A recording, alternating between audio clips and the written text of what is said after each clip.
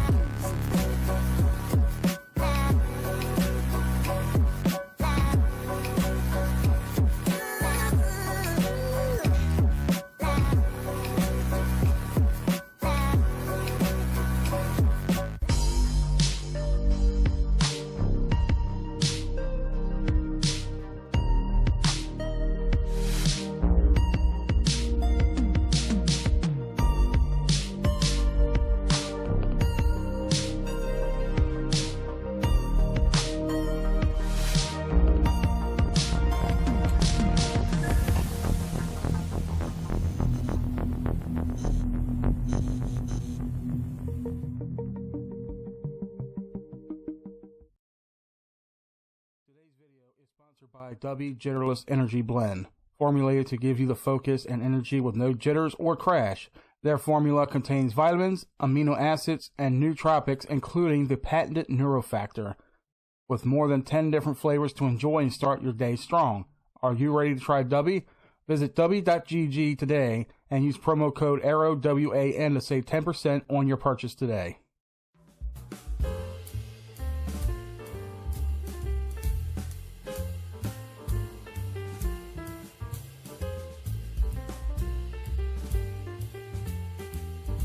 Hey now. It's Friday morning, guys. Bright and early.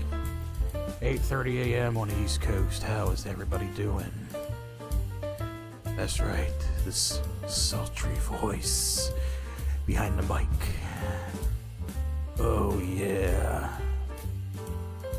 Show, wow. Contact. I don't remember how it goes. You guys ever seen the Flintstones? You ever watched the Flintstones? Oh my god. So there was an episode of the Flintstones where it was, what the fuck was his name? God, I gotta look it up now. The Flintstones. It was the first episode. What the fuck was his name? I don't think oh yeah, it's Hot Lips Hannigan. That's what it was. Hot Lips Hannigan. He had a saying. I'm trying to remember what the saying was. Let me see if I can pull it up here. Let's see. You guys are gonna kick out of this shit here. Oh, wait a minute. I forgot the promo was still playing. I'm sitting here playing the clip, guys. It's early Friday morning. I'm sorry. It's early Friday morning. I'm sitting here playing this clip, and I forgot I'm still in the promo section. I'm sorry. Here we go. Scooty, wow. Contact. That's what it was. Scooey, wow. Hot Lips Hannigan. Oh god, you guys ever watch the Flintstones growing up? You know that was a hot thing back in the '60s. You know, the '60s, '70s had, syndications of the Flintstones and such, like, you were watching the Simpsons, not Simpsons, you were watching the Flintstones, you were watching the Jetsons, Yogi Bear, all that good stuff, like, for me, it was the Flintstones. I like the Flintstones, and I remember growing up, my dad, he used to rent videos from Blockbuster. We even had a library, which was about, I don't know, 20 minutes from where we live. We had a library, and back then, just like today, libraries, they got their selection of DVDs and Blu-rays that you can check out along with books and audio CDs and such. Back then, you can have your choice of VHS tapes to choose from. You can rent out VHS tapes, so, he would grab some from there. And my dad had he had an interesting setup. He had a real interesting setup at home where he could dub videotapes. You would put the VHS tape in one, then there was a scrambler or de-scrambler or whatever it was, in the other, and you could just copy videotapes. It's like today, with people trying to bootleg movies today. You know how people will go to a movie theater with a camcorder and film everything there without getting caught. Sometimes they may get caught. I don't really know, but it's almost like nowadays people have gotten a lot better with bootlegging movies and shit. Back in the day, you would have somebody sitting there nervously with a camera, and the camera would be all jittery, and you got people standing up. I mean, you still got bootlegs out there that are like that, where I guess the person who's videotaping the whole movie, and they can't get a good seat, or they try to get a good seat, but then you got people that are like standing up, and walking in front of the camera, and you're missing a good shot. Like, I understand. I get it. Bootlegging is for people who, like, you don't have the money or the time to go out to a movie theater to pay, what is it nowadays, $15, $20 for a movie ticket. So, you'll just wait till somebody bootlegs a damn movie, and then, and you'll find it on the street somewhere. Or like me, I have an app, okay? I'm an Android user. I don't believe in the iPhone stuff, okay? And I'll go brief into that for a second here. So, iPhone, I had an iPhone back in the day. I did. I used to have an iPhone. I had an iPhone, I think it was the first generation. I got it used through, God, I don't think it was AT&T. It might have been T-Mobile, or no, it wasn't T-Mobile. I think it was AT&T at the time, because I wasn't really trusting of T-Mobile yet. And I had an iPhone, and I thought it was the best fucking thing in the world. It was so awesome. The type of apps that it had, the things that an iPhone did. I mean, I was infused by it. I was on that phone nonstop, but then it started doing things, like, when you get a piece of electronic and it starts doing some whack fucking things and shit, and it starts going downhill. And it wasn't only that. It was the fact that, with an iPhone, you were limited to certain things that you were allowed to do or that you could do. Like, the biggest thing for me was, and I know at the time somebody had said you can bypass all of this, you could do it a different way, but for me, it was about listening to music. I had a lot of music downloaded. I'm from the early days of Napster, LimeWire, Kazaa, BearShare, whatever software came out around the time. Like, I remember Napster. My neighbor's kid, all right, he told me about Napster on the bus, and he said it's free to download. You can just go to this website, you could download it, and then you go into the program and you could type in whatever song you want and you could download it to your computer. Mind you, this is like 98, 99, and I'm downloading music, but then, like, the one thing he never told me was that audio files take up a lot of space, so I didn't have that big of a hard drive, so I couldn't download a whole lot of music, right? So luckily, my dad at the time, he was into computers. He was building computers and such. He can get parts from wherever dirt cheap, so he got me a big enough hard drive to put into my computer, and I just started downloading music. I started downloading music, but then I'm like, I want to be able to burn the songs to a CD. You know, I want to be able to play them on a CD. So I think it was for my, God, I want to say my 14th birthday. I want to say maybe my 14th birthday. You know, my dad got me a CD burner to install into my computer. And it came with the software, the burning software. And I started burning music CDs that night. I started burning music CDs.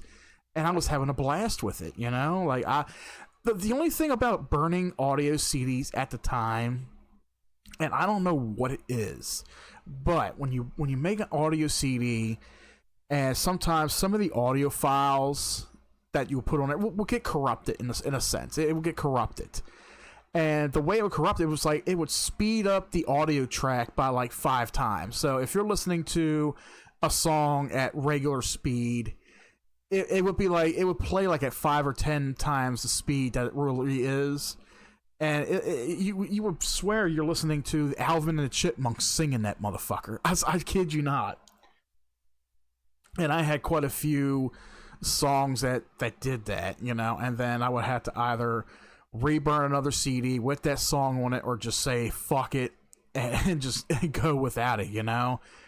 But that was like back in the day, you know. I was downloading music constantly. I was making, you know, audio CDs. I was trying to put as many songs on a CD as I can, you know, depending on either the file size or the length of the song. You know, a typical CD will give you about close to 70 or 80, well, usually around 80 minutes. Around 80 minutes. And I would try to get as close as I fucking could, but you can't get it in at 79 minutes with the software. I don't know how these big companies, you know, these big music companies, you know, that deal with making the CDs for these artists like Metallica and all, who have, Christ, amazingly long ass songs, you know. Like, I think back in the 90s, Metallica had 2 albums, Load and Reload, and both of those were like close enough to like hitting the 80-minute mark, to where one of their songs they had to shave off like 30 seconds or something like that from a song, you know, just sort of just under like 79 minutes. But I don't know how they could do it, you know. But it's like, you know, the software that you get packaged with a CD burner, it doesn't compress the audio files properly. So it ends up corrupting a song somewhere, you know. It ends up corrupting one of the files. So it's usually the way it's based around, you know, with the audio and shit, you know. But, you know, when it came to audio CDs, and then, you know, you move into the era where, okay, Metallica, they filed a lawsuit against Napster, and the duo that created Napster, they filed a lawsuit saying, okay, you're infringing our rights. You know, you're putting our music out there without our permission, you know, for free. You know, we're not getting anything off of it. So what happened? Well, Napster shut down. They were forced to shut down. And then you got all these other programs that reign supreme. You know, you got LimeWire, Kazaa, BearShare, all of these new programs that are out there, right? And they're doing the same damn thing, you know, that Napster did. So it's like, no matter what they did, no matter what happened, people were still P2Ping music files and video files across the network. And of course, that's what led into the digital era of music sharing, music listening to music. So it's almost like long are the days where people are listening to music on vinyl record or audio CDs, audio cassettes, 8 tracks, whatever. Now, there are people out there that still do listen to audio, you know, listen to music on physical platforms. Like for me, you know, if I had the money in the room for it, I would love to collect vinyl records from my favorite bands, you know, from my favorite music groups out there. I would love to do that. People say they prefer listening to music on a vinyl record than they do on a CD or digital or whatever. Digital just makes it more convenient for people to access music and listen to music. It's more of a convenience. But what makes it an inconvenience is you have websites like Amazon Prime Music, Spotify, and such, where they don't have the copyright to certain music, to certain artists' music. They don't have the full copyright to it. So, okay. Oh, I am so sorry, Hoyt. I'll keep going, sweeping through, see if anybody's chatting. I see you over there. Yeah, now you got YouTube and Pandora. Yeah, I do. What's going on, Hoyt? But yeah, you got you got people, you got platforms like Pandora, Spotify, and such. Take an example, and I don't know if anybody listening ever heard of this band from the early 2000s, Smile Empty Soul.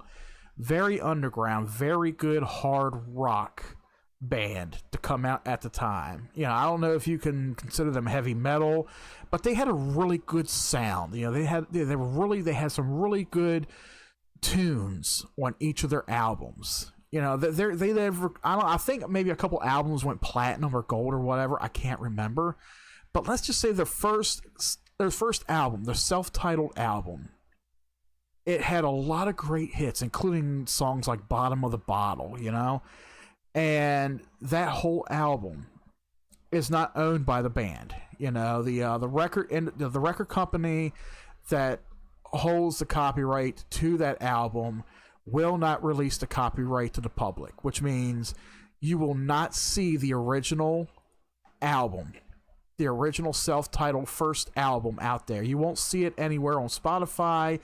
You will not see it on Amazon Prime Music. Nowhere. And that is sad. That's sad because it has a lot of great music. So what happened?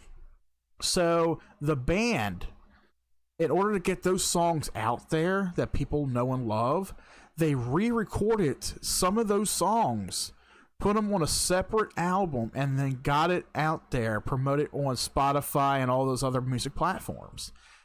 But that's sad. You got all these platforms that have access to thousands of songs, right? They say they have access to thousands of songs, but they don't have the copyright for them. So if there's certain songs that you're looking for that you cannot find anywhere on Spotify or Pandora or whatever, then you know why. Now, there's an industrial metal band that I listen to, Fear Factory. I love their music. I do love their music. Before I continue, by the way, if anybody's having any trouble with buffering on YouTube, I don't know what is going on. I'm not showing any signs of lost whatchamacallums over here. It looks like everything's going good on Kick. I don't know. Kick seems to be about the same. I don't see anything going on with Twitch and TikTok. Doesn't seem to be buffering on TikTok, so it might be a YouTube thing. I don't know, but let me know if you guys are having an issue watching on YouTube. All good here? Okay, it might just be on my end. I got a lot of tabs open. So let's just say Fear Factory, good band. If you're into industrial metal, like Rob Zombie and such, or heavy metal, Fear Factory has a lot of good albums. There's at least, I want to say, 3 or 4 albums. 2 of them that I absolutely love. I'll find them on YouTube. YouTube has them. YouTube has the hardest of the hardest to find that you can, when it comes to music. YouTube will have them. But these albums are not on Amazon. They're not on Spotify. They're not on Pandora. Nowhere. It's like, how can you have a library for one certain band, but you will not have all of their albums? It just boggles my mind. Like, how is it you don't have not unless it's done under another a different music label, which is a possibility. Like, let's take Roadrunner Records. Roadrunner Records, what big name is under Roadrunner Records? Slipknot. Let's say Roadrunner Records decided they weren't going to put any of their library on Amazon or Spotify. You know how many bands, how many albums would be left out if Roadrunner Records decided, no, we're not going to put our copyrighted stuff on there, So that's a lot of Slipknot records. Let's say Slipknot only did like 4 albums through Roadrunner and the rest of them through somewhere else. you're not going to get those 4 albums from Roadrunner on there. You're just going to get the other stuff. You know, it always comes down to a copyright issue. It always does. That's why when it comes to music, even though Amazon and Spotify is a very convenience when it comes to listening to music, like if you don't want to feel like putting a music CD on or putting a vinyl record on or anything like that. Hello, Jim. Welcome to the show. We're over there on YouTube. Always good to see somebody new pop in the chat. So it's like, if you don't want to feel like putting on a record, digging through your CD book. Yes, I had a CD book back in the day. I had a big fucking CD book. You know, I had burned music CDs. I had actual audio CDs that I bought from like Best Buy, Walmart, Target, you name it. FYE. Back in the day, we had a Sam Goody in the mall. We had a CD warehouse in the Glen Burnie area in Maryland. We had Record and Tape Traders. I went in there all the fucking time, let me tell you. But I had hundreds of music CDs, man. I had hundreds of artists in this big book. And one of the little hobbies that I had, and I know a lot of people probably do it too, is organizing your music by artist. That's what I did. From A to Z, I would organize from A to Z. Even with Metallica, you know, I would either put it in the order that they were released, or I just said fuck it, and just as long as it was a Metallica item, I was just like, okay, let me just sort it. Metallica, there we go, you know. Or same thing with Korn or Limp Bizkit, you know, something like that.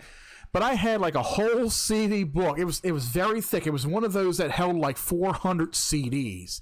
And some of them I even had to double up, you know, even like some of the double albums, like let's say Metallica's Garage Inc.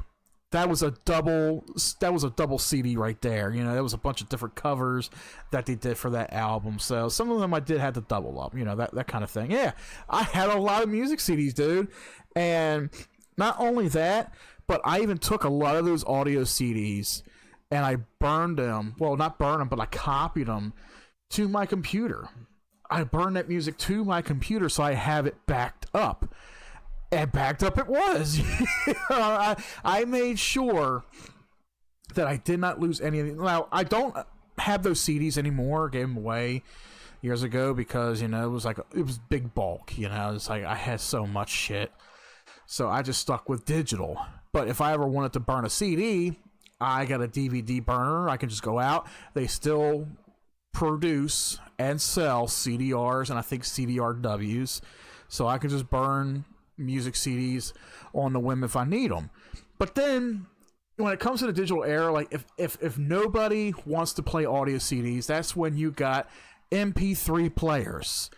And I had a good few of music players. I had a couple CD players back in high school. One of them played MP3/WMA.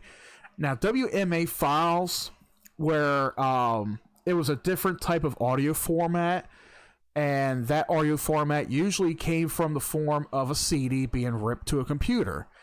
You know, because when you rip a CD to the computer, it doesn't really necessarily recognize the file output MP3. It'll just output it to a Windows Media Audio file, which is a WMA file.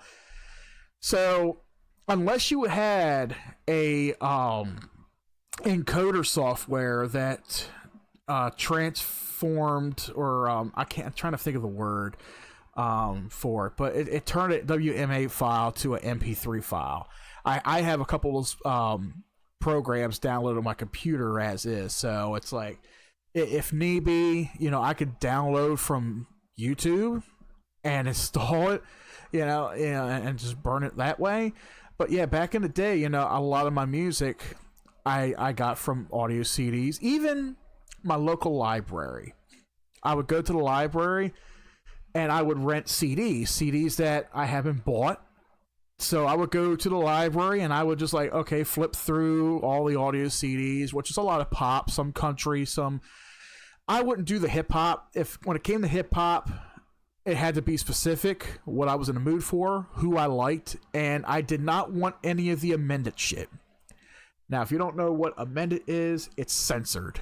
The censored stuff is what you get at Walmart, and that's why sometimes I would hate shopping at Walmart for amended audio CDs. And usually they're the ones that have the parental advisory on them. Now, however, there were some bands that got away with it. There were some bands where, you know, some of their songs contained profanity, but they would get away with it without putting a parental advisory on their albums. Case in point, I was into this metalcore band Atreyu, back in 2005, 2006. And it was the album, I don't think it was Curse. I think it was the album that came after the Curse. I purchased it from Walmart. And I'm listening to it at work. I had a radio at work, and I put it on.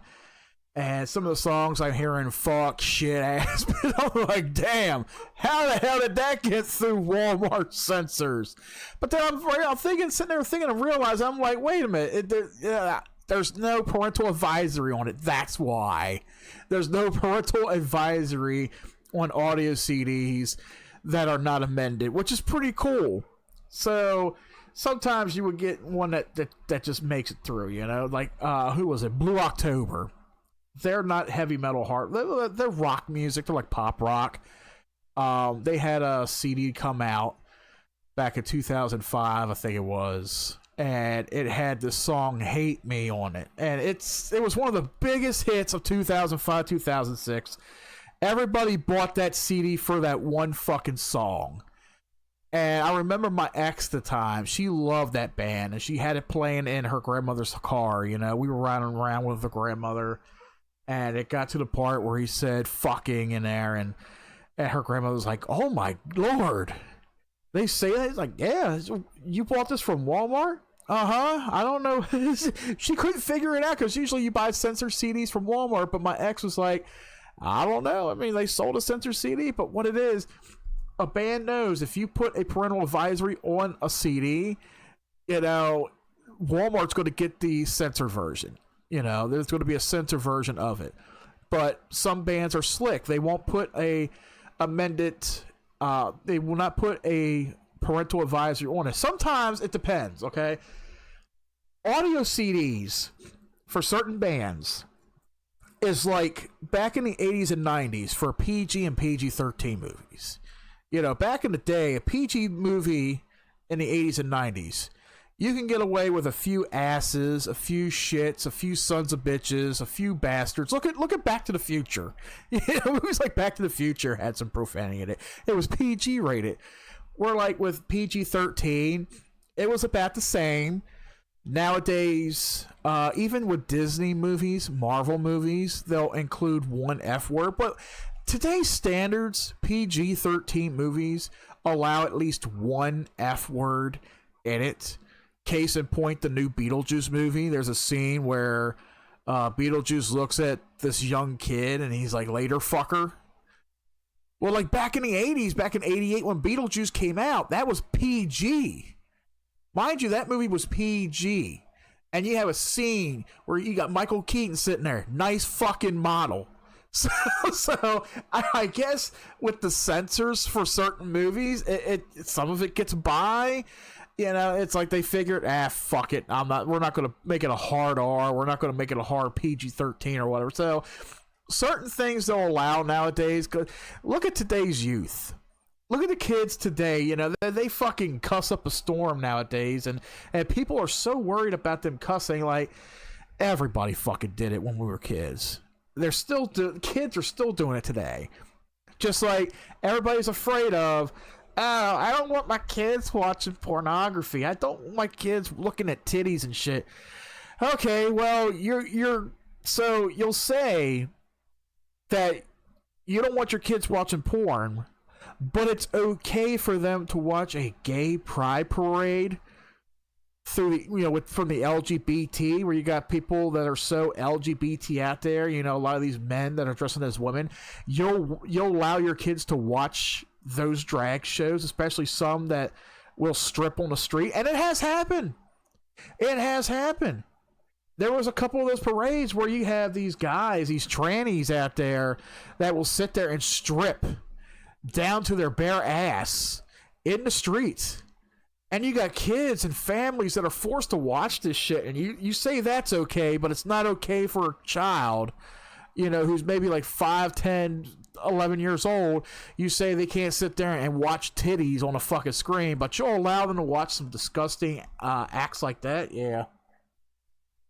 I'm sorry, I didn't mean to get off topic. I mean, we could go back to that in a little bit, but yeah. So I strayed a little bit off from that, but you know, when it comes, like, going back to music though, when it comes to music, you know, how music has evolved greatly in the last 24, 25 years. 25 years at least. Yeah, 25 years. Napster came out in 98, 99, somewhere around there. I was in middle school when I started using Napster. 25 years. Music has greatly evolved, guys. You know, we've went through, within the last, almost 100 years playing music on phonographs, which are record players. You know, playing music on audio CDs, audio cassettes, 8-track cassettes, 45s, vinyls, whatever you prefer. Yeah, I was allowed to start saying fuck when I was in last 8, but that was the worst I was allowed to say. Yeah, I got away with a few things myself, I tell you. Nowadays, I just pretty much fucking give up, you know? I'm like, as long as you don't get in trouble at school and get thrown out.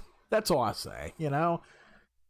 And don't use it a whole lot around here, because you can get 5 across the eyes around here, you know? I go full Al Bundy with that shit. But yeah, like back in the day, I had an iPhone, and I wanted to use that as an MP3 player. You know, I was still making CDs, but I figure iPhone, okay, you can play music on there, right? So I wanted to copy music, MP3 files, to my iPhone. But back then, since it was at an early stage, right? It was at an early stage. You had to download iTunes to your computer, and you had to have your music pretty much in a folder on your computer or wherever you have access to it. And let's say you already have 50 songs. Let's say you got 50 songs. I wish I would have sweared in school just once.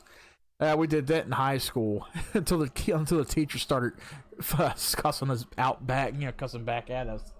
That kind of thing. I remember those days. I was actually talking about those days a couple days ago with a buddy of mine. But yeah. So yeah, I had the iPhone, and back then, let's say I had 50 songs on my iPhone, and there was one song that I wanted, that I downloaded, that I wanted to put that particular song on the phone. I had to go through the hassle of uploading it to my playlist on iTunes on the computer. Then I would have to plug the iPhone into the computer. Then I would have to click sync. Now, it wasn't until years later when somebody told me there was a trick that you can drag and drop, but I didn't know that. The only way that I knew when it came to iPhones is I had to have the playlist updated properly through iTunes. And when I went to sync the phone to iTunes, what it does, or what it did, it erased all of my MP3 files from my phone and then re-upload all of my MP3 files back to the phone from iTunes. All of this just to download 1 or 2 new songs to add to it. That was a pain in the fucking dick for me. It really was. It was a real pain in the dick to do something like that. You know, all because I wanted 1 or 2 songs. It was absolutely ridiculous. But it wasn't only that. That wasn't the only real reason why I didn't want another iPhone. So the iPhone I had, even though it was used, it was a complicated mess. It really was. It had a button on there where you can just slide it back and forth to silence the phone. Some that ended up breaking somehow. Then there was times where I had the phone turned down or I had it on silent, and then I would have it in my pocket at work, and I'm walking around at work. Next thing I know, I hear YouTube popping up on my fucking phone. You know, somehow my phone would unlock in my pocket and pull up YouTube. That phone was going up like a motherfucker. You know, the software was starting to run a lot slower, even when updating. Sometimes apps would not run properly, or they would run too slow, or they wouldn't run at all. It was just an absolute nightmare. And then the fact that Apple has to release a newer version of the phone every single year. They hold it like a fucking Black Friday event. You know, every year a new iPhone comes out, they have to hold it like a fucking Black Friday event. You know, people got to wait in line at the door just to buy a $2,000 phone, right? And it's like they can't just update the software. They can't leave the hardware alone. They can't say, okay, this phone will last 2 years. No, it's like a fucking Call of Duty game. You know how every year Call of Duty comes out and you got to buy the next Call of Duty, you know, to keep up with the fucking times and shit? That's how Apple is. You gotta buy the next fucking brand new iPhone to keep up with shit. You know, the longest phone, I can't even tell you which phone I had the longest. And I've had several phones for maybe a good while, you know? And I've had my share of phones, but I always stuck with Android. And I know Android has their ups and downs and shit. Yeah, be careful of reading Apple's terms and conditions. Yeah, I saw that episode of South Park. I know. But yeah, when it comes to Android, Android does have its ups and downs. I understand. I've seen them. I've dealt with them and shit. But when it comes to audio, if you want to put pictures or video files or music files on a phone, if it's Android, all you got to do is plug it into your computer, open up the folder, click on the files you want, drag them into the folder, and boom, you ain't got to worry about losing anything. You ain't got to worry about a long syncing process, you know, to sync your audio files to it or anything like that. Plus, Android has a lot of good apps on it that Apple phones don't. I even remember talking with a coworker of mine years ago, and he was thinking about getting a new phone, but he couldn't decide between Android or Apple. And I said, okay, my opinion is, and I told him about my experiences with an iPhone. And I said, the only thing that you can go off of is maybe other people's experiences. You know, some people will say it's a piece of shit. Some people will say it's great. All I can say is, you know, ask a couple other people what they think about it. Make your decision off of that. Or you can go to the store and check it out for yourself. I can't sit here and say go with Android. Maybe you want to go with iPhone. I don't know. I forgot what he went with though. I told him my experiences and I said, ask so-and-so. That guy has an iPhone himself. His experiences probably differ a lot than what my experiences are. And I'm pretty sure it did, you know, but that's what I tell people. It's like, just, you gotta try it for yourself. You know, my ex-wife, her sister, we all got phones through T-Mobile one year. And she got the newest iPhone that came out at the time. She had that motherfucker not even 2 days. 2 or 3 days tops. The software corrupted on that phone. All she was doing was copying fucking music to it. She had it hooked up to a fucking computer and she was trying to sync new music to the son of a bitch.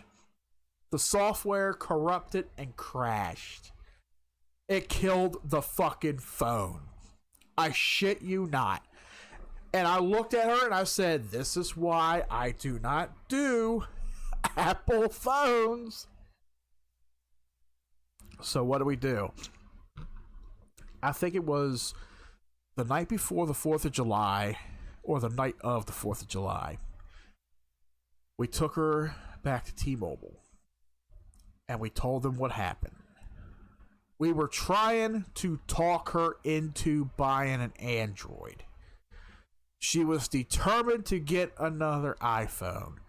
We spent almost 2 fucking hours in this T-Mobile store trying to talk her into buying an Android phone. She eventually caved and got one, but, you know, her personally, she didn't like it. She eventually got another iPhone. Which was a little bit more better. It was the same one, but this one, you know, it didn't do what the last one did to it. But I'm like, you know what? That's cool. It's what you want. And I told her, I said, don't come to me for help with iPhones, because I fucking hate the shit out of them. And I don't even fucking care. Who the hell's this Edward Hubbard? Fucking Edward Hubbard account. God damn. Oh, shit. It's always cool to see an Edward Hubbard account come in here and all that and stuff. Oh, shit. I gotta love that. What was it? Okay, so what was it? I hate to bring it up because I was thinking about it. I was thinking about it last night at work, you know, and I was thinking about announcing this podcast today, be like, oh, welcome to Utter Random Crap, everybody. And I'm like, damn, I forgot to do it. I just busted right in there with like fucking music and shit like that, nostalgia stuff, you know. And I'm thinking, I'm pretty sure somebody's probably listening. I know they gotta be, you know. But it's all fun and games, you know. But this is the person who always told me. All right, this person told me. Well, he didn't tell me. He complained about it in a live stream. All he does is talk about Edward Hubbard. He's obsessed with Edward Hubbard. Motherfucker, you were using the goddamn soundboard too. He never once stopped me from talking about Hubbard, because he even talked about Hubbard himself too. We actually did a fucking live stream. A Mystery Science Theater 3000 based stream where we were watching Hubbard videos and shit. That was like the funniest shit, you know, and he enjoyed it. But he had the audacity to say that I was obsessed with Hubbard, right? He said I was obsessed with Hubbard. Yeah, this motherfucker used a soundboard too, you know? But it's all good. It's all fun and dandy. Like, I haven't talked about that guy in like a month. But then I would go to a couple random streams that his buddy would do that he was a part of, right? And one of those, and he actually did a stream on his end too recently. And I just happened to listen to it. I happened to tune to it, and it was like, let me see if he's actually still talking about me. And sure as shit, he was talking about me. He's still fucking lying, you know? He was lying about me and all, you know, this guy. And it's hilarious. Like, he lied about the whole fucking situation. He tried to sit there and say that he was trying to defend me. He was like, oh, this guy who was one of my original co-hosts, he's not all there. He's mentally retarded. You know, we started talking about this and this and that. And I was trying to defend Mike and this and that. Like, yeah, everybody heard it. I had it uploaded on my fucking stream, on my channel. I had it uploaded. But then he goes on to saying that I got butthurt over it. I was crying over it. Like, I still have my video up on my channel. It didn't sound like I was crying about anything. It didn't sound like I was butthurt about anything. I just basically stated how I felt. Just like everybody else stated how everything should have been. Everything should have been discussed behind the scenes. It shouldn't have been discussed live where I would see it. But no, I was crying. I was butthurt. Yeah, okay. So I handled everything like a man when it came to that. All right, I handled everything like a man. Like, okay, I could see where they wanted to sit there and say, you know, we got to move on. You know, we can't be doing this. We can't be doing that. We want to take the show and twist it right back around to where it, you know, originally was, and this and that. So there was a lot of different things that were said. Some of them were, you know, a majority of them was, deflected at me, even though this person tried to say that he was going to take the hit for it. You know, he was going to take the fall for it and all. Like, no, you were in on the shit too. Don't fucking lie about it. You know, you were in on the shit too. So I was a man about it. I was a bigger man about it. And I put my video out there stating, well, when it comes to the URC podcast, I'm stepping down as co-host. And I always acknowledged that the show was not mine. I was there as a fill-in co-host. I actually encouraged this person to bring his podcast back. He was thinking about doing it at one point, and I said, why don't you go ahead and do it? I'll co-host with you. And we'll have a set schedule for it, and we did. So he tried to sit there and said that I begged him to bring it back. I didn't beg you to do jack shit. I encouraged him to do it. And we did 40-some episodes, right? Who in the world was that Everett Hubbard guy in the chat? I'll mention that in a little bit, Jim. Oh my God, you're going to love this. I'll tell you about that guy in a little bit. So, getting back to this other guy I'm talking about, I've known this guy for years. You know, we collaborated with a lot of different videos and content and stuff, and I was like, you know, I want to bring him on board as like a collaborator partner maybe for the channel. You know, I was best friends with him. You know, he went behind my back, said some shit, kind of stabbed me in the back a little bit. So I did a video where I was like, you know what, I'm going to step down as co-host. This is his show. Him and his other buddy, who was the other co-founder of the show, they could take it back and redo what they want with it. And I was very respectful about it. I was very respectful about it. And I'm sitting there like, you know, this is his show. I've always acknowledged it as his show. He could do what he wants with it. You know, if they want me in there as a co-host or a guest or whatever at some point, I'll feel free to do so. But right now, I'm stepping down, right? I was very respectful with it. I was the bigger man about it. So what happened? I put that video out that morning. I had just got home from work. I was tired. And I was watching that stream the night at work. And I was like, okay, let me do a video before I go to sleep. Which I did. I put a video out. And I went to sleep. I woke up that afternoon. And let me tell you something. That guy, he lost his shit. He lost his shit completely. This guy decides to put out there, you know, he privates he privates a lot of his fucking all his content on his channel.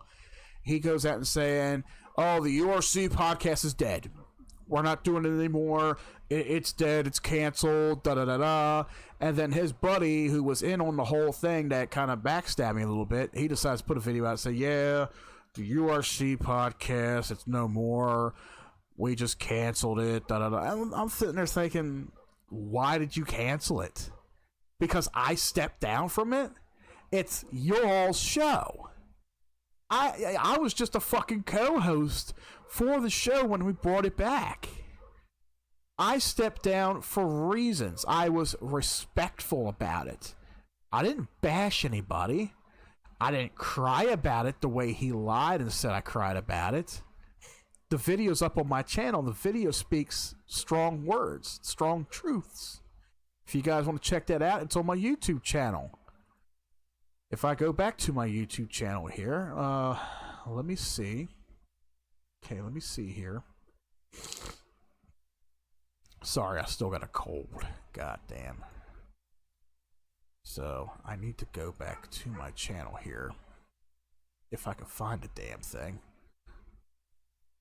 I got so many tabs open right now. Like I said, we're live on Twitch, we're live on YouTube, on Kick, and on TikTok.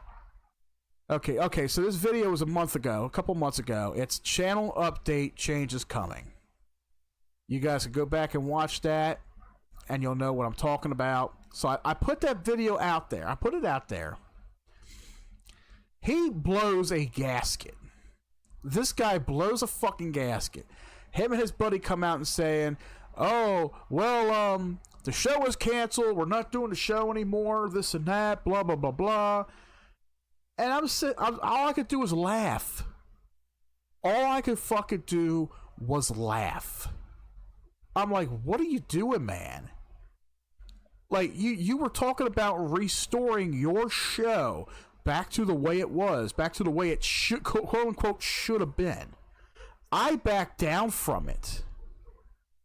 And you're going to fucking pull a bitch move and cancel your own podcast because I left? That's your own problem, dude. That is your problem, not fucking mine. You want to cancel your show? By all means. It has nothing to fucking do with me at this point. But it just goes to show me, and a lot of people, that this person needed me a lot more than I needed him. Because without me, he can't hold a podcast. He can't do a show. Even though he has done it a few times, people have come to me and said, him by himself, he's fucking boring as fuck. People come to the show to see me. But me and him, when we did it, we had a chemistry.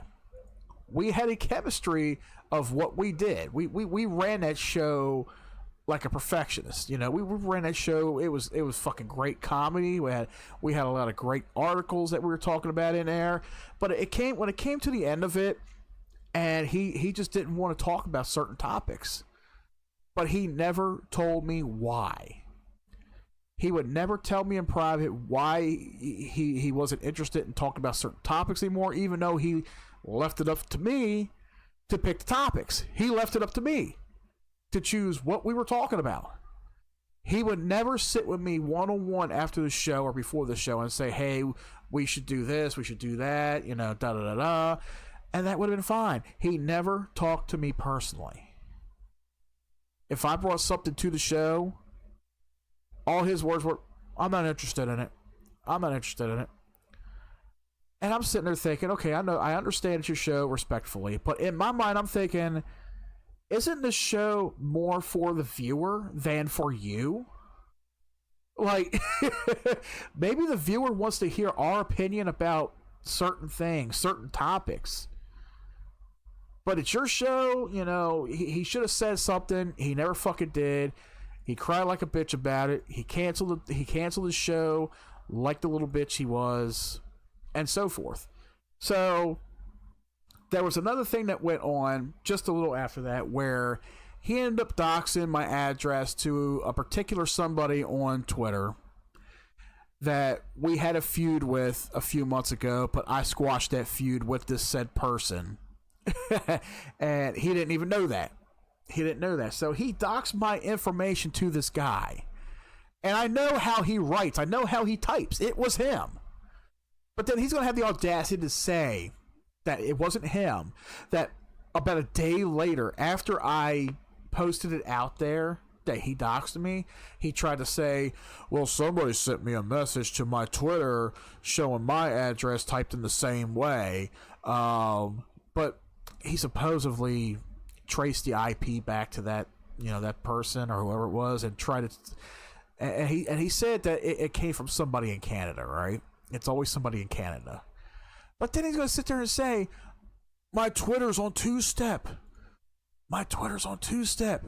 I can't understand how they got past the two-step and was able to tweet out this and tweet out that. I don't understand it. I'm like, dude, you did not just fucking sit there and say that somebody hacked your Twitter account for a second or third time. If you got it in two-step, if you got it to where you're supposed to be able to receive a code to your phone or whatever, nobody's going to hack your Twitter. You know, if I two-step everything, all of my accounts, my YouTube, Twitch, whatever. Notifications come to my email, they come to my phone, they come to an app. If something pops up, then I'll fucking know, hey, somebody's trying to get into my shit. Apparently not him. So this guy, he's trying to play damage control, right? So he doxes my information. He tries to blame it on somebody in Canada. He tries to pin blames that somebody hacked my Twitter account. No, the fuck they did it. You fucking did it. You're playing damage control. And then you'll sit there and say, well, I'm not going to prove anything because I don't have to prove anything. Okay, then you fucking did it. You just fucking admit it right there openly. You fucking did it. Everybody knows you did it. So then, almost a month goes by. Almost half a month go by, right? Now, my boy Jeff, and I talked about, my boy Jeff's on here sometimes. You guys seen him in videos. Him and I went to Gettysburg. We went visit a couple places, a few places here or there. So, Jeff had his number. Because they were talking back and forth for a while there, and then Jeff was like, fuck you, whatever, too. Jeff never deleted his phone number. And I'm guessing this person never deleted Jeff's number either. So I'm going to announce it right here. This person sent Jeff a text message. And I'm going to try to find it here, guys. I still got the screen cap that he shared me. Because it truly is something else. It really is. And I know, like, if he's listening, he's probably going to sit there and say, yeah, well, oh, that wasn't me. That wasn't me. Bullshit, dude. Like, bullshit. So I'm going to read back through all of this, right? And I'm going to scroll. Let's see. Damn, I sent this guy a lot of fucking screenshots and pictures and shit. Wow. So I'm trying to see where... Okay, so I think I got it right here. No, that's not it either. What the hell? There's a lot of pictures that I'm going through right now. But let's just say that this guy, he doesn't have a good fucking head on his shoulders. He doesn't. I don't think that's it. Is this it? Maybe. No, that's not it either. God damn. And it keeps resetting back to that. That's fine. So, basically... Let's see. I'm trying, guys. I'm trying to find the screenshot. I'm going back through messages from my boy Jeff. Yeah, I'm trying to find the message that he did send Jeff.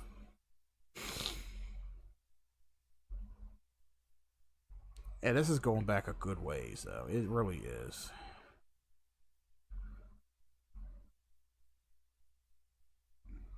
I don't even know where the fuck it is anymore, really.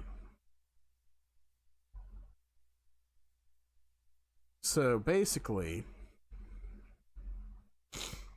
He sent me the screen cap of what this guy said. I don't know if I even already said his name already. I don't even fucking know. I don't really care. I'm just trying to find where he said this all at. That's more Hubbard shit. Hubbard shit. Hubbard shit. I don't know if I passed it. I don't know.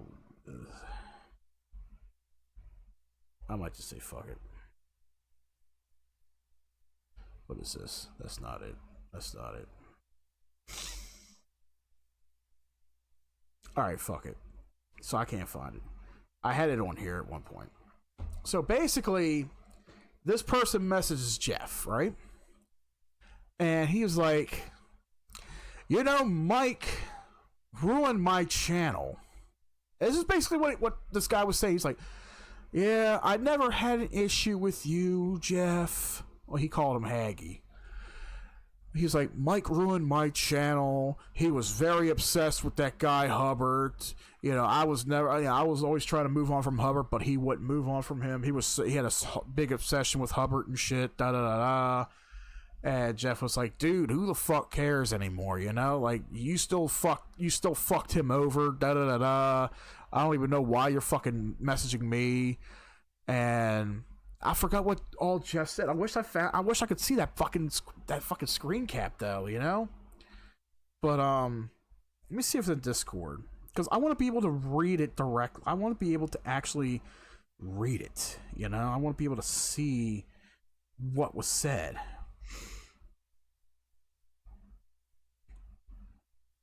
Because I don't want to put anything out of context though. You know what I mean? I don't want to put anything out of context. Jeff, if you got that screenshot, send it to me again, man. I'm trying to find it. I'm going through like a lot of fucking shit here. Like a lot of shit. Let's see. That's not it. Well, that's not it. So I tell you what, guys. So I'm not holding up any more of y'all's time. It's just a little over an hour in. I'm going to try to find it on the side. I will be right back. We're going to go to a commercial break. Stay tuned, guys. Be right back.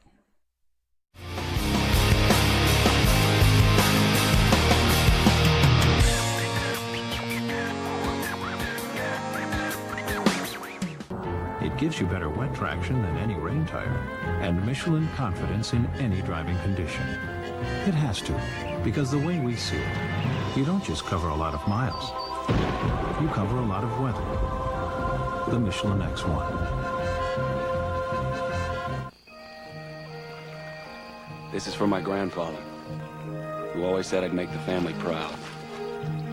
For my mom, who never let me out the door without my homework. For my dad, who worked the night shift to make our lives better. Flight 3 Alpha. Spotted.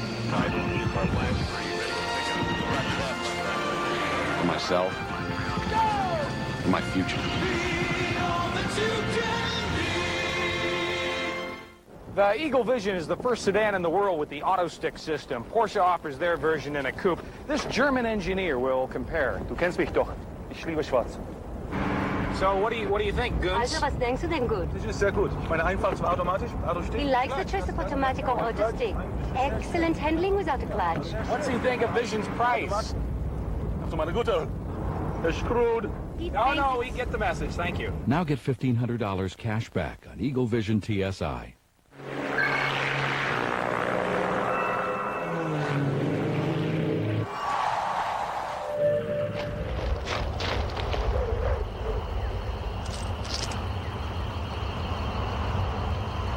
The new reloadable smart card. The future is happening now down under and on its way here. From MasterCard, it's smart money.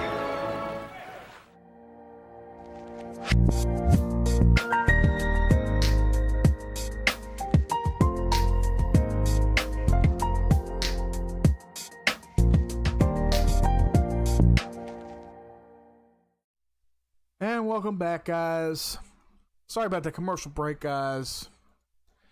But I did find what I was looking for. So if you guys are just now joining us in the second hour of Tuned In Live, yes, I am live on twitch.tv/ArrowENT. Oh, we got a new subscriber. Henry Mudflaps joined the think tank. Thank you for that subscription right there on YouTube there, Henry. Thank you very much. What's going on, sup, homies? What's going on there, Henry Mudflaps? Like I said, thank you for the subscription there, buddy. Oh, before I continue on, I do want to say, guys, on YouTube, our YouTube channel, we have hit this morning 10,000 subscribers. That is a big milestone for this small channel. I've had this channel since 2017, and this channel has really grown over the years. And it may not show when it comes to views and such, but let me tell you, a lot of you guys who listen in, I have a lot of content on here that's gained a lot of views over the last few years. A lot of views. Even some of the new content that I put out here, You guys seem to love it. You guys subscribe. You guys like it. You show support. I want to thank everybody who subscribes to the channel, who watches the shows, watches the videos. You guys are fucking amazing. You guys are fucking awesome. I love every single last one of you guys. This is the home to be. You know, so we, like I said, we hit 10,000 subscribers right here on YouTube. Here's to another 10,000 and beyond. I feel like the shorts hurt YouTube in a way. They kind of do, because they're competing with platforms like TikTok. TikTok is like one big reign supreme, you know, like, you know, a lot of people come to these platforms, you know, for like short videos, you know, like the 30 seconds and such. But hang tight, Henry. I will be right back. I'm going to go to another commercial break here. So hang tight, guys. I'll be right back. New customers, answer questions, and process orders 24 hours a day. And it's not just for the rich, the powerful, or the daring. Because there's a way you can get the help, hardware, software, and advanced toll-free service to create your call center. All you have to know is how. Network MCI, that's how. Hey, you're a guy, and guys want to stay cool. How do you do it? With new Speed Stick Gel, proven to keep you drier than any other gel. It's the best gel protection. New Speed Stick Gel, just for the guys.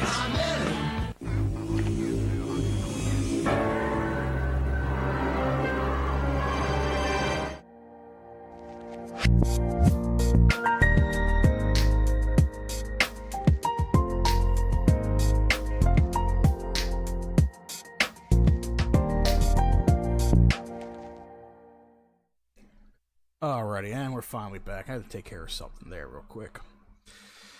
But yeah, you did say it there, Henry.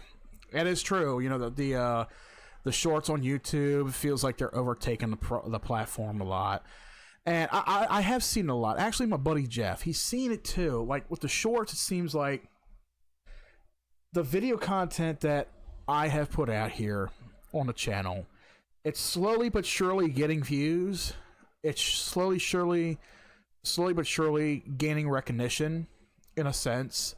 But I feel like the shorts get more recognition than actual content that's like more than 3 minutes. I feel like the algorithm with the YouTube shorts is a lot more active than YouTube's algorithm in general for the whole platform when it comes to rotating videos and different playlists and such, when it comes to searching and all.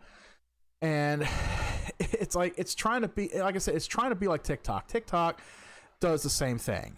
When you put different tags, when you put all these new tags in your videos, and it rotates it in the algorithm to where people actually see it, and it gets a lot of views. So I have seen like some of my YouTube shorts have gotten a lot of views.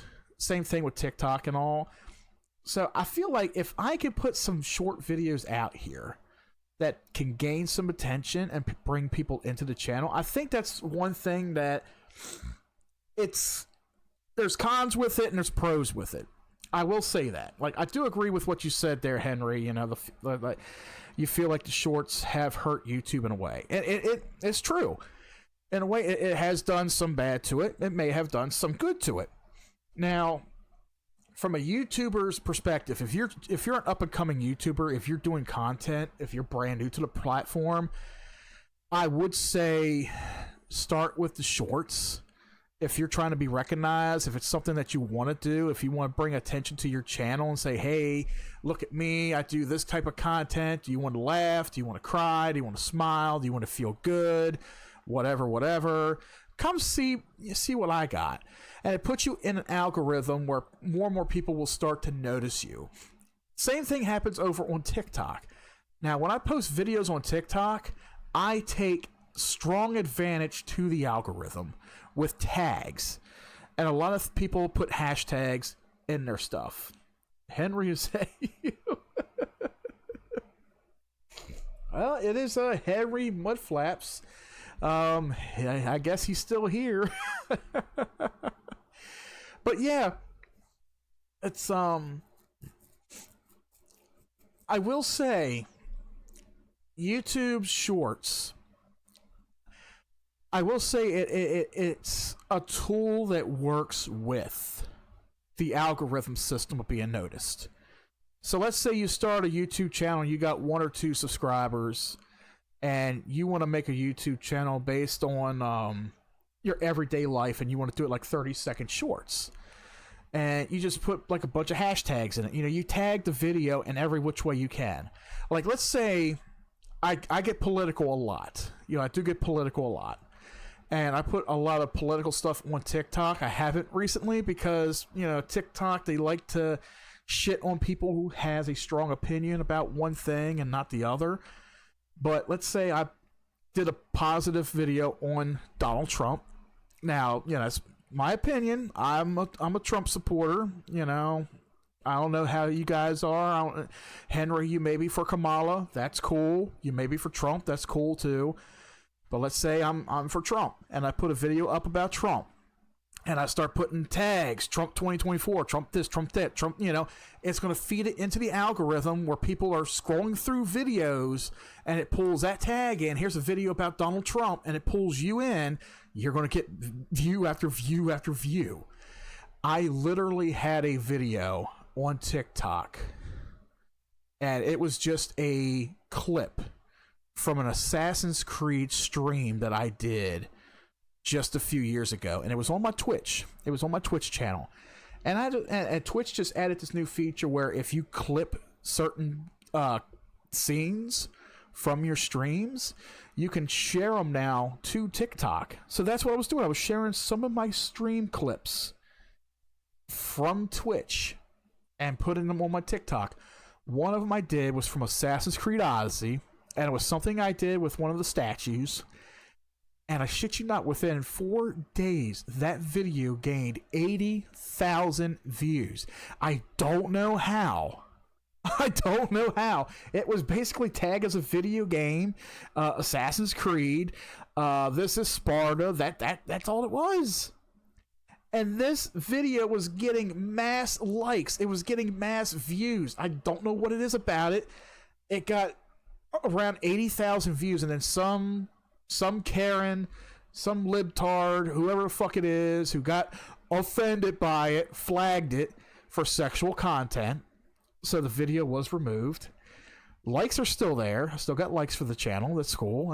I gained a shit ton of followers on TikTok. Thank you guys if you're one of them listening. You know, thank you for following for that. But I did re-upload that video. I did re-upload that clip. So far that clip is still there. It's already got like 230 some views on it, which is still cool.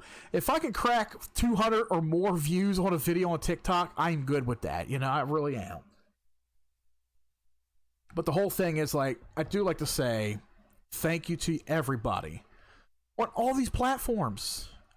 Like, we have over 4,000 people, 4,000 followers on Twitch. You guys are awesome. We have, what is it, just, you know, close to 600 viewers.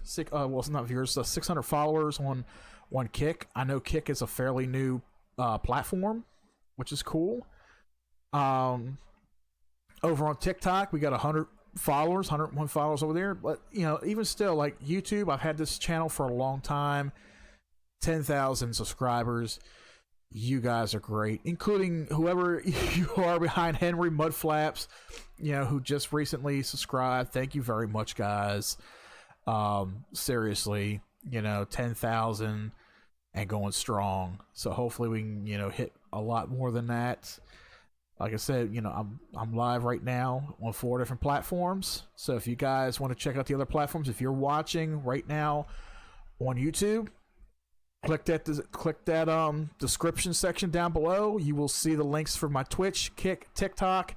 If you want to follow me on Instagram, you want to follow. Oh, I don't even have the Twitter down there. Huh. Interesting. Well, somewhere on here I got a Twitter account on here, but if you want to follow me on X, let me go back here. Let me go over to Twitter. So it's x.com/Mike SAWANENT. If you guys want to follow me over there as well. And if you guys are on Discord, if you are on Discord and you want to join our Discord for updates and such, link for that is down below. So thank you once again, everybody. But I want to go ahead and get back into this the screenshot I was telling you guys about just a little 15 minutes ago. Okay. So this person, I'm just going to come out and say his name. Some of you guys here who are listening, some of you who already know what I'm talking about, his name was Tom. Okay. So this guy, Tom, you know, we no longer collaborate. We're no longer friends. We no longer talk to each other, right? And I ain't talked about him for like almost a month. And this came up to me September 7th. Okay, so September 7th. Let me pull the calendar up here. September 7th, almost 2 weeks ago. Almost 2 weeks ago, my boy Jeff sent me a text message. And I guess he never got around to deleting Tom's phone number. And Tom still had Jeff's number. I don't know why. So Jeff sent me a screenshot, and he was laughing about it. He's like, yo, Tom, he's fucking messaging me, man. I don't know what for. I blocked his ass. He's trying to pit me against you. And I was laughing. I'm like, why the fuck would he message you? So he sent me the screenshot, and I got it up here. So if you're watching, you can't deny this. You can't deny this. There's no fucking there's no damage control. So at the top, you know, Jeff had him down as Mike's boy Tom in his phone number. So the first message is from Tom himself, and it was delivered at 3:50 p.m. Tom said, "Never had a problem with you, Haggy. It's Mike. That guy ruined my channel because all he wants to talk about is Hubbard. Sorry you had to get involved. I was just wanted to do a stream without talking about Hubbard, but he's obsessed with him. I'm sorry you got involved." So before I continue with that, so this guy Hubbard, who was it? Jim asked who Edward Hubbard is. Okay, Jim. So this guy Edward Hubbard, there's a long story behind this guy, the long history. If you look up Edward Hubbard on YouTube or Everett James Hubbard, you will find a lot of videos dating back to 2016 with this guy. He's mentally retarded. He lives in West Virginia, and he is known for attacking people randomly online. This was a guy who cries out that he's being bullied by people, being cyberbullied, but he's the one who's bullying other people. He's bullying other people, grown-ass people, but then when people retaliate against him, he cries that they're attacking him. He cries that they're coming at him, they're attacking him for being mentally disabled and shit. He's a complete hypocrite. That's what he is. He's a big fucking hypocrite. This was somebody who was part of a so-called social organization that was against bullying, and he was part of this organization. He got thrown out of this organization for bullying people. This is a guy, okay, he would live stream and do videos from his job site, bullying people on YouTube and shit. He would get fired from that job because he's doing it. And then we would blame somebody else. He would blame other fucking people for doing it, but it was his own dumbass self for doing it. But there's just so much to talk about that guy, so I don't want to get too much into it because I will get carried away with talking about Edward Hubbard. But if you guys want a history lesson on this guy after the stream, look up Edward Hubbard, Hubbard, on YouTube. You will find countless videos revolving around this guy. You know, even if it's Everett James Hubbard, these are like those videos that are re-uploaded because this guy, he had like 20 or 30 YouTube channels within the last 10 years almost, and every single one of them got flagged and terminated because of cyberbullying and attacking people online. So he's become an underground internet meme. That's how I like to put it. This guy, Edward Hubbard, he became an underground internet meme to a small group of people. And it's hilarious, though. It really, it's very hilarious. Like, okay, I'm going to pull up my Discord. Because in my soundboard, I still have clips of this guy. Sound clips. And I see Henry, I see you laugh. You're gonna laugh when you hear these clips, man. I swear to you. This is how this guy talks. So if I go down here, and I'm gonna pull up the general. All right, soundboard. Okay, here we go. No, you let me listen now. That's how he is. You retarded motherfucker. Nobody ever deserves that pain and harmony. Seriously think you're gayer than a $2 bill? United together, we take a huge shit. The suicide was fake, bro. Trust and believe that. Oh, Lord. Yeah. That's the sounds of Edward James Hubbard. Yes, he is. Everybody said he's inbred.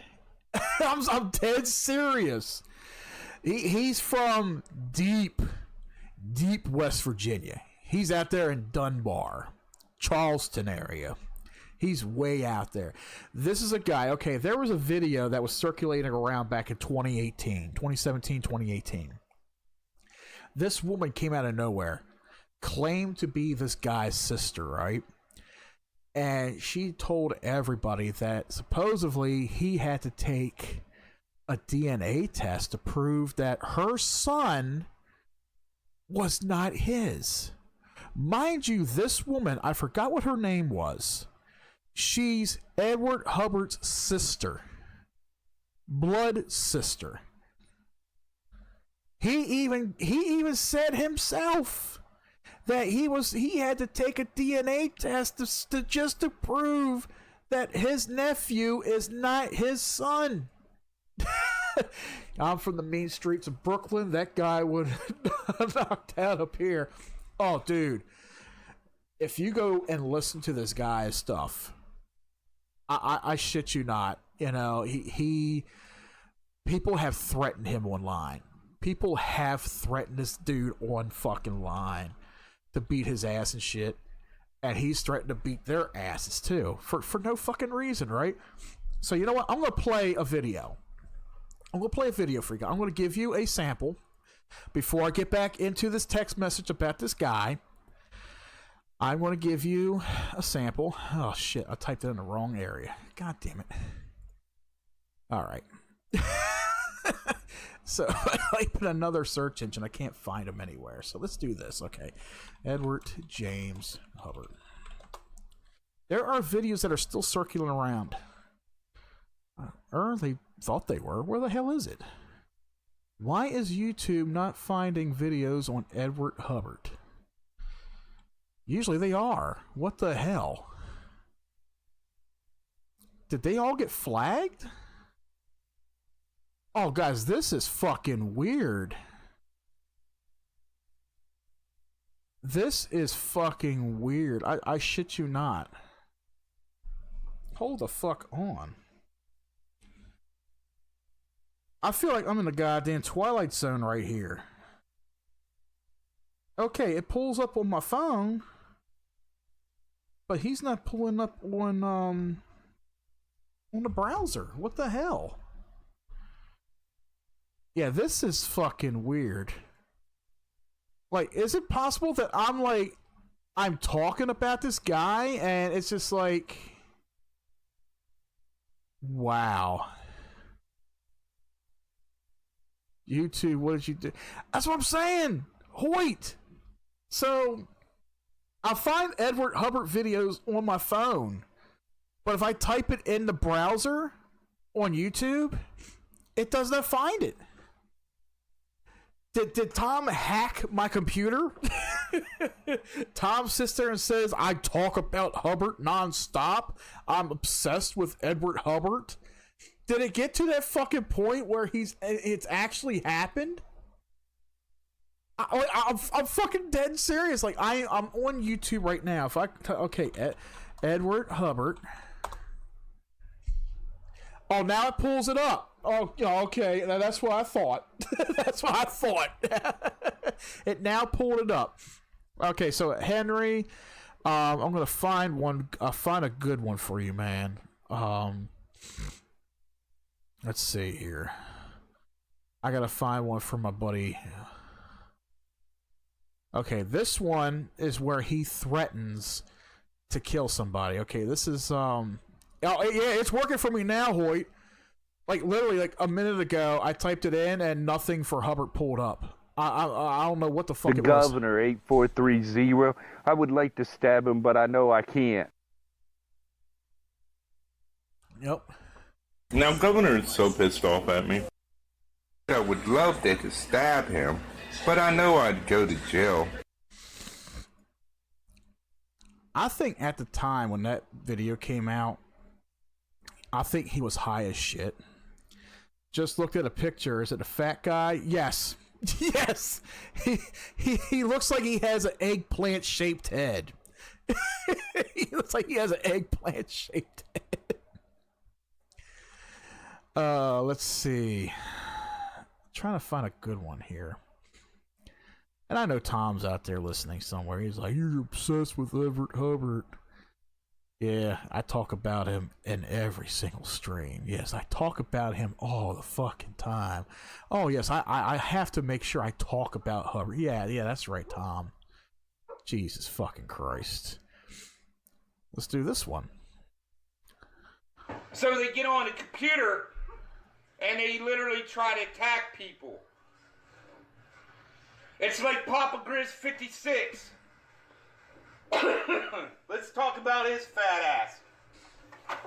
He can't even get laid by his wife anymore. Because obviously, he's on the internet 24/7 trying to do live streams every day. Praying to God that doing live streams every day is going to pay for schooling. For his kid to go to college. Get the fuck off the computer. Go get a goddamn job. Quit bitching and crying, old man, and do something. Or do some side jobs on the...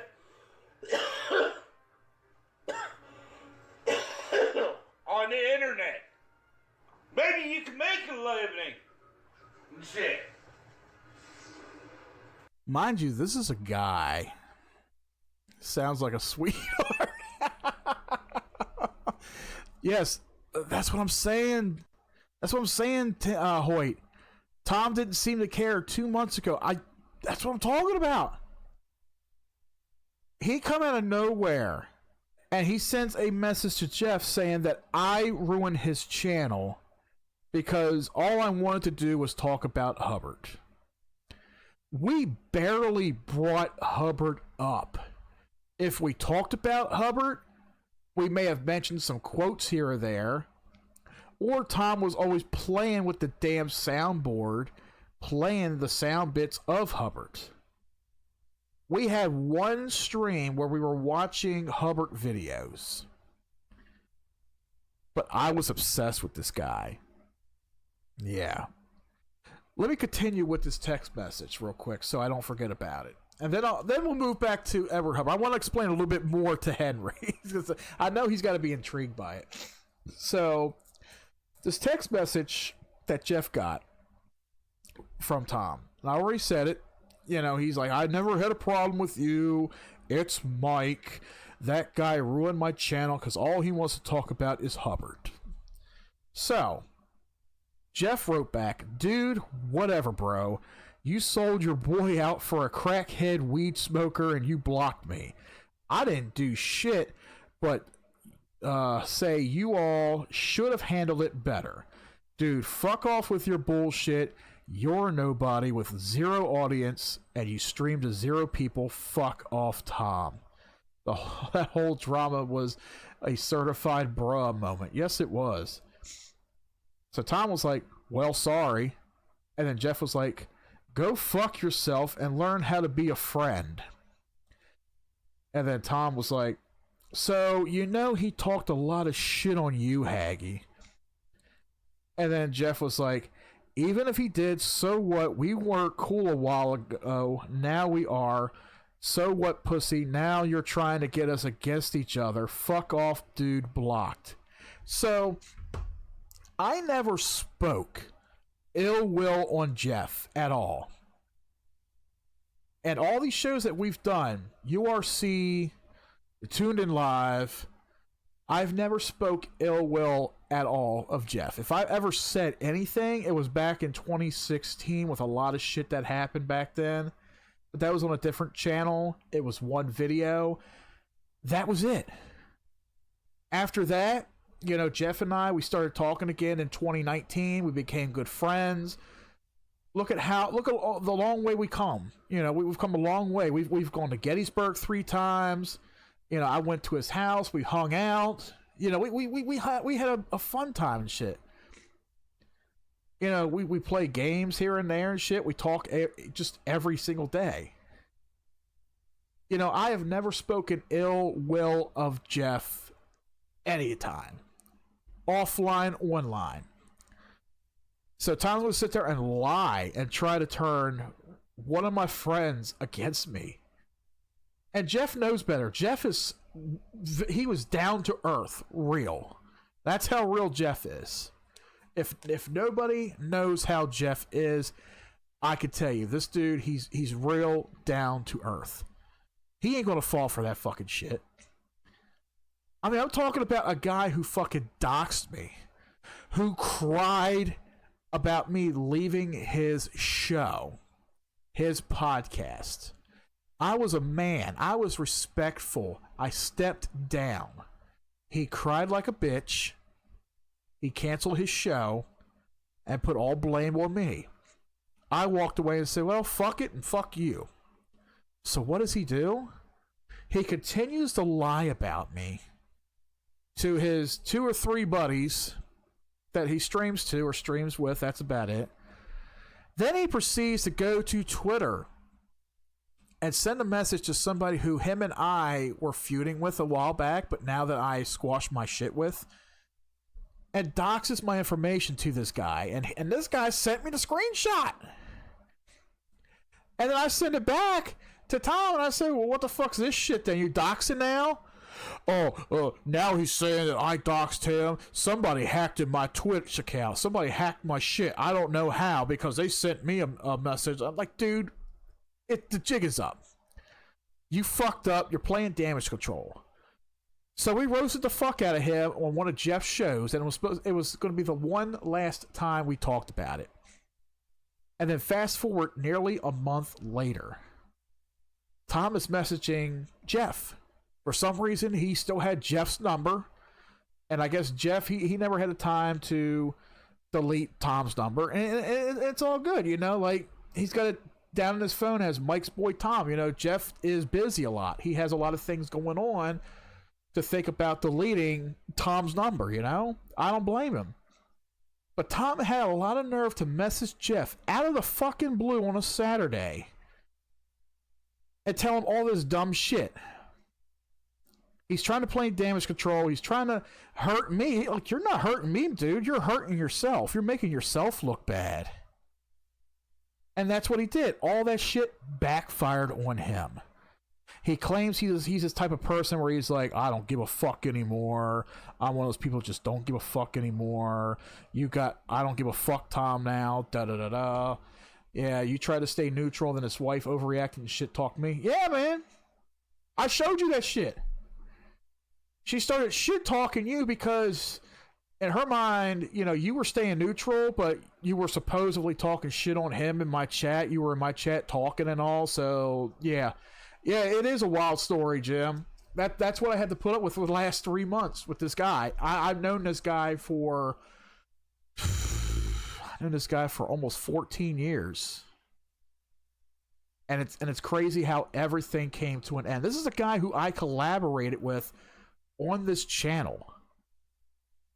And all the videos that I've done with him, I've deleted them. I mean, you probably still, I don't know if I deleted them from Twitch. They're probably still on Twitch, but a lot of stuff that I did with him, you know, in Gettysburg, stuff we did on the side, even podcasts, everything is gone. I have no remnants of this guy on my channel whatsoever. Well, maybe a couple videos. Couple videos I did keep because there is something significant to those videos that they're still up, so it's all good. But yeah, this is a guy who I trusted, you know. And then you go behind him back, and you're live on the show when I'm not there because I'm in Gettysburg at this point. I'm in Gettysburg to meet my buddy Jeff. He seemed like a good guy, but he couldn't control his... Yeah, he has an anger issue. He does. He has a really bad temper. And even though he claims he doesn't, he does get drunk. He's shown it where he's drank a bit, and he will get drunk to where if you're talking about a topic, he will get fucking wild angry while he's drunk. This motherfucker can't sit there and tell me that he doesn't get drunk at all. You can't sit there and tell me you don't get fucking drunk, you know? But he did that in PA. When I took him to PA and hung out with Jeff, it was a Friday night. We sat out in front of the rooms, and he had his bottle of Calypso. Yeah, things get silly when I drink. That's how I am. I'll tell you that story in a minute. I got a good story for that, Jim. But he had a bottle of Calypso. He had a couple beers, and I had I had one beer, 1 or 2 beers myself. Jeff, he couldn't drink at the time. He was having some health related issues at the time. And Tom, he just would not shut the fuck up. Every time we tried to say something, he just and his biggest worry was his buddy Loki couldn't host the Saturday night stream, and he was so fucking worried about it. And I'm thinking, dude, just don't fucking have it. Don't worry about it. We're out here to have fun, film some content for the channel, and just have a good time. But he was so fucking worried about one live stream that Saturday night. He was too worried about all this other shit, and he was letting it get to him. But all in all, you know, this guy, it just amazes me. Like, I haven't said shit about him in like almost a month, or in about a month. And I just brought it up because I forgot what the topic was. But you know what? It is what it is. Whether he watches or not, everything I stated was fucking true. If I had my sunglasses on that night, I would have posted that video of how he is on fucking YouTube. I would have made him eat his own words. But yeah, when he went live with his wife and his friend, and she was throwing everybody under the bus. She threw Jeff under the bus. Hoyt, she threw you under the bus. You didn't do shit. And then he's going to dox my address as somebody who is completely irrelevant. Yeah, I got that text message. I still got that screen cap. And then he's going to sit there and try to pit me against my boy Jeff. Didn't happen. Didn't work. Backfired on him. But it is what it is at this point. So yeah, getting to what Jim said, things get silly when I drink. Okay, so recently I started hanging out with, let's see, why do some people who aren't even famous on YouTube, fake YouTube, take YouTube so fucking... He did. Just, all right, one last bit for you, Hoyt. Yeah, one last bit. He took YouTube so fucking serious. You know, when I told him I was going to take him under my wing, in a sense, bring him on to Arrow Entertainment, was to collaborate with him. We were doing streams, we were doing videos together. He was making it sound like it was a business. Like we were doing some actual work, you know? Like, it's a fucking hobby. It's a YouTube channel. We're collaborating. We're doing content together. When we went to Gettysburg, you know, he brought like fucking 10 tripods and 20 cameras. And I know I'm over exaggerating a little bit, but he had a bag full of cameras. He had like 2 or 3 tripods that we did not use. We used my phone. We used his 4K camera, which it was garbage. If you guys seen that footage when it was out, that shit was garbage. It really was. But, you know, he took everything to heart. He took it so goddamn serious. that he's thinking that he's going to be some big YouTuber. He's going to make some money off of it. I'm like, shit, I haven't even made money off this fucking shit yet. If anything, I may have gotten a paycheck from Twitch. That was about it. I got one check from Twitch. So, if anything, I do a lot of this for a hobby. It's a hobby to me. That's all it is. Let's see, Jim, you said, I knew a guy who drank one night. He started talking about Trump being the literal savior. So recently, I started hanging out with my new boy. His name's Brandon. He's on TikTok. You know, we've done a couple TikTok videos together, some food reviews and shit like that. So his son goes to school with my stepdaughter. And they're best friends, you know, it's like boyfriend, girlfriend kind of thing, you know. So we started hanging out with the parents, you know, and we've known them for a few months now, and they're very cool. You know, we've done a lot of things with them and shit. And, you know, the father, Brandon, he's real fucking down to earth. Like, he's fucking cool as shit, you know. We fucking had some hilarious times and all, right? Now, mind you, I've never smoked weed. I've never smoked weed, never touched the stuff, never had a reason to touch the stuff, right? He smokes weed. He smokes it. And he'd be like, dude, I'm going to get you at least one time to try this shit with me. And I kept sitting there like, nah, I'm not going to do it. I'm not going to do it, you know? So it was 2 or 3 weekends ago. We were having like a movie night out in my backyard, you know? I put on a couple movies out there. It's getting to the close to end of summer, you know, watching American Graffiti out back on the back wall, you know, everybody's outside. We even got the kids outside a little bit, you know, we're making s'mores and shit, having a good time. So he's got this little pipe, and he took me over to the far corner of my yard, you know, behind the shed. He's like, just hit this with me one time, just hit it real good. And I didn't know how to puff the thing. I didn't know how to puff it. I don't know how to smoke weed, you know. I didn't know how to do that shit. I don't even know how to puff a fucking cigarette, you know. So he showed me how to do it, and I started doing it. I started puffing it, and I got a good hit off of it and all. And I was just coughing my fucking lungs up, basically. That's how it is. You know, you take a good hit of that shit, and you're just coughing, and you're like, constantly. It's like, if you've never smoked weed, I'm going to tell you, it's like you're having a cough attack. It's like you take a hit, you inhale it. It's not like, I guess it's almost like when you inhale a cigarette the first time, maybe. You know, and you're coughing because your lungs is not used to it. Your lungs are not used to that kind of thing. But I guess it depends on the type of weed you smoke, basically. So I took a hit, and I must have did it right, because you could feel it going in when you inhale and going down into your throat and your lungs, and then you exhale it. And after you exhale, you start to cough. I just started coughing. It was like every 2 seconds I had the urge to cough. And at one point, it's almost like I coughed so hard I could have threw up, but I didn't. I just did like one hard cough, and I was done. You have an outdoor movie theater set up yourself? Nice. I got to do a video showing you guys what I have. I have a projector. It's a mini projector that I use. I use it random sometimes, not all the time, but I'm thinking like, you know, fall's here. You know, this is the first weekend of fall. I'm going to start, you know, showing some more movies out back. But I will do a video, and I will post it right here on YouTube. I'll also post it on TikTok, if you guys want to watch it on TikTok and shit. Oh, live visibility restricted. Your live is not eligible. Okay, so apparently, am I still live on TikTok? Let's see. It's saying my live was restricted. No, I'm still live on TikTok, people. How about that?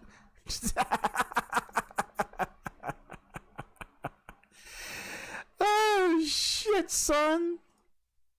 So let me tell you guys a little bit something about TikTok before I continue about my weed smoking experience, okay? So TikTok hates it when you talk about certain subject matters, okay? And I just got a notification from TikTok Live, the Live Center on the browser. saying that, whatever I was talking about, it was like, this is not eligible for TikTok, live stream, your live stream has been restricted, da-da-da-da. But you know what? I'm still live right now on TikTok as I speak. And you know why? I found a loophole to TikTok. They hate it when people talk good about... I know, exactly. They cater to the liberals. But if you talk against the liberals, they fucking hate it. They hate it when you use words like kill, a 4-letter word in the dictionary, kill. They hate it when you use words like murder, assassinate, suicide. Words that are in the fucking dictionary. They hate when you use words like that. So as soon as you use those words, they either, flag your video, or if you're live, they shut your live down, right? Well, guess what? I'm not streaming directly to TikTok. I'm streaming to TikTok from a third-party source. And I put a video out on my TikTok account. I can't remember if I did it on YouTube, but if you guys haven't seen it, I'm going to tell you guys right now, there is a loophole with TikTok. I shit you not. Right now, you guys can do it. If you guys got a PC at home, laptop, whatever, try it. Make a TikTok account. Now, you'll have to look up the video. I forgot how to do the process, but there's a process where you can do it. Download Streamlabs OBS. There's an option in Streamlabs OBS where you can sign up and where you can log in to TikTok. Now, you're going to have a second source. You'll have to have a secondary source to, yes, I'm a Trump guy too. I don't know if you're Trump or Kamala. It's all good, but yes, I'm in there for Trump. Trust me. But I pay $19 a month for Streamlabs. Comes out of my PayPal. And that's how I can stream on 4 or more platforms at the same time. So I have set up a contract or something. I signed something through between TikTok and Streamlabs to where I can stream to TikTok from Streamlabs. And that's how I'm doing it. I am streaming directly to TikTok from Streamlabs OBS, a third-party support. So, Kamala bad news. Oh, tell me about it, man. I could do a whole stream about that shit. But let's say when you stream directly to TikTok from your phone, and you mention all the bad shit, they flag you, right? They say, like right now it says, welcome to TikTok. Have fun interacting with your viewers in real time. Creators must be 18 and older to go live. Viewers must be 18 or older to recharge and send gifts. Remember to create a safe viewing experience by following our community. Fuck TikTok's community guidelines. I am streaming from Streamlabs. So even though TikTok can flag you directly on their website, they cannot control and flag what comes from a third-party source. Meaning, TikTok cannot flag or cancel my stream that is coming from Streamlabs OBS. That's why when they sent that message to me, I'm not going to receive a flag for it. Oh, no, I'm not going to receive a flag or a strike or anything for it. I'm not. Because I'm still live through Streamlabs. That is where the loophole is. If you want to stream to TikTok, stream it from your PC, or if you got Streamlabs on your phone and you can stream directly to TikTok from Streamlabs, do that. TikTok cannot flag you. They can't strike you whatsoever, and I fucking love it.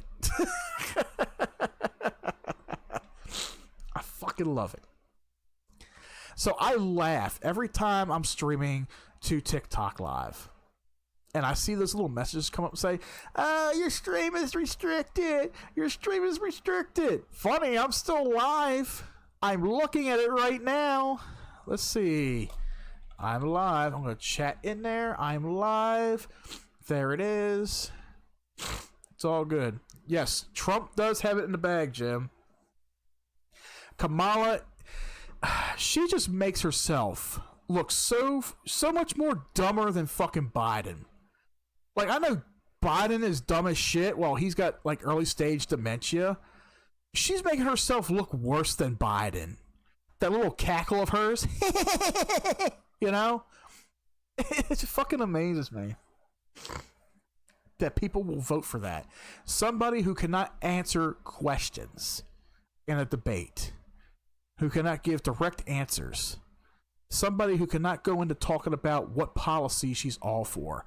What's your opinion on RFK Jr.? Oh, best viewers on... Who the fuck is that? Is that on Twitch? Oh, first time chat. Complete auxiliary. Best viewers on... I don't know what that means, but hey, welcome there. RFK Jr. He is one of those old school Democrats.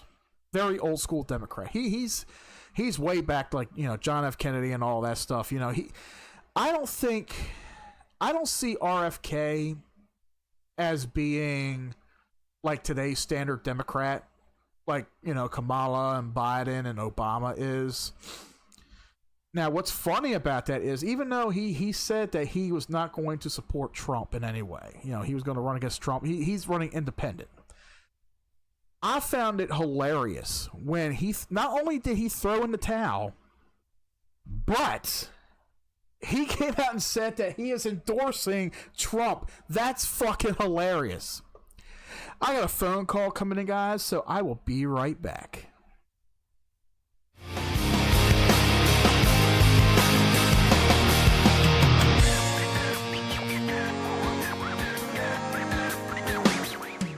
Better wet traction than any rain tire, and Michelin confidence in any driving condition. It has to, because the way we see it, you don't just cover a lot of miles, you cover a lot of weather. The Michelin X1. This is for my grandfather, who always said I'd make the family proud. For my mom, who never let me out the door without my homework. For my dad.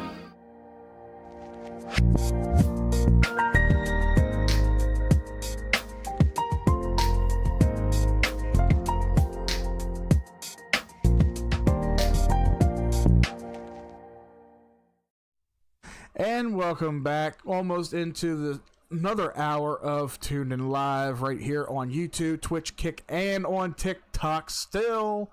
Fuck you guys on TikTok. I will go live and stuff. If you guys have yet to do so after the stream, if you love today's episode of Tuned In Live, hit that like, subscribe button. If you guys want to follow us on our other streaming platforms, links are all down below. Show some love. Once again, shout out almost an hour ago to our boy Henry Mudflaps. I don't know if you're still here in the chat, buddy. I definitely want to say again, thank you for subscribing if you guys are, you know, haven't yet to do so. So, my boy Jim in the chat asked what the opinion is on RFK Jr. I find it hilarious that not only did RFK kind of throw in the towel for this year's election, but that he is endorsing Trump. He's endorsing, because he knows, RFK knows how the fucking Democrats are right now. He knows it. He ain't gonna fucking endorse Kamala. He ain't gonna be part of that shit. My dude knows that Trump is a better candidate. Everybody knows. And it's all pure fact out there. You know, when Trump was in 2016 to 2020, the economy was shooting better. Gas prices, food prices were at an all-time low. No new wars. Everything was going really good.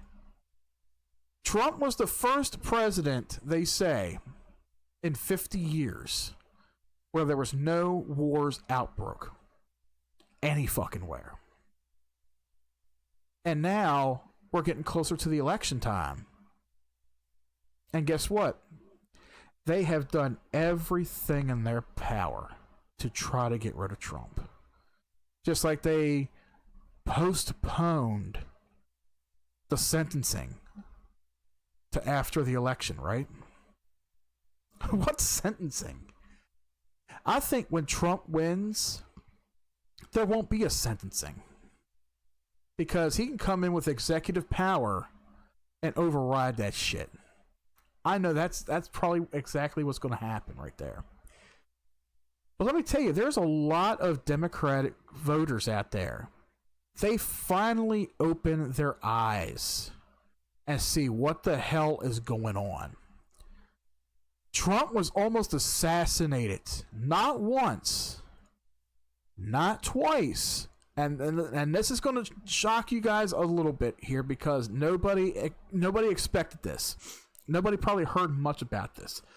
They almost got Trump a third time this last weekend. He was doing a rally out in, I think it was California. Correct me if I'm wrong. Anybody watching? Was it California? I don't think it was New York. It might have been New York. It was one of those states. He was rallying, right? And they said that there was some people in the crowd that started feeling kind of sick and ill. Yeah, third time. So let's see. It was a chemical attack. Was there a chemical attack attempt at Trump rally? It was just recently.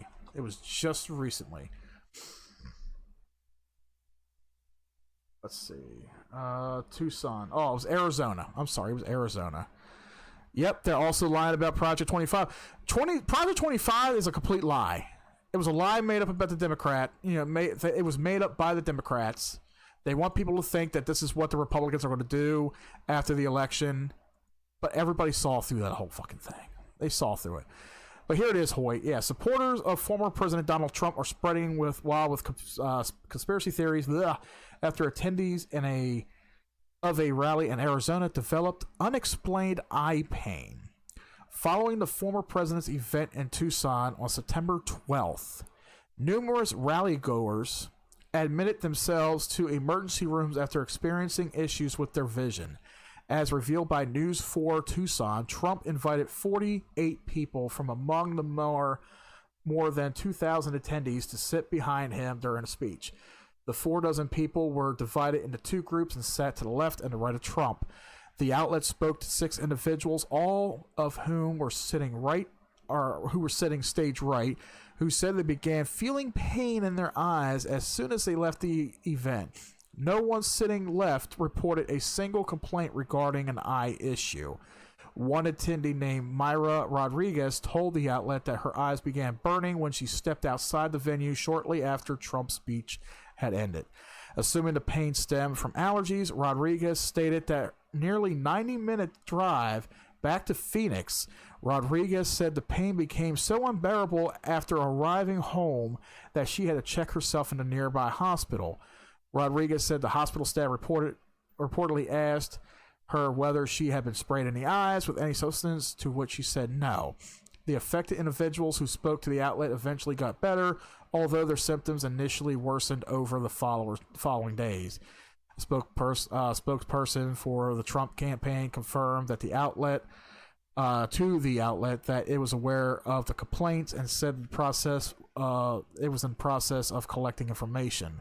We remain committed to the countless patriots that attend our high-energy, high-impact rallies across the country, the spokesperson said.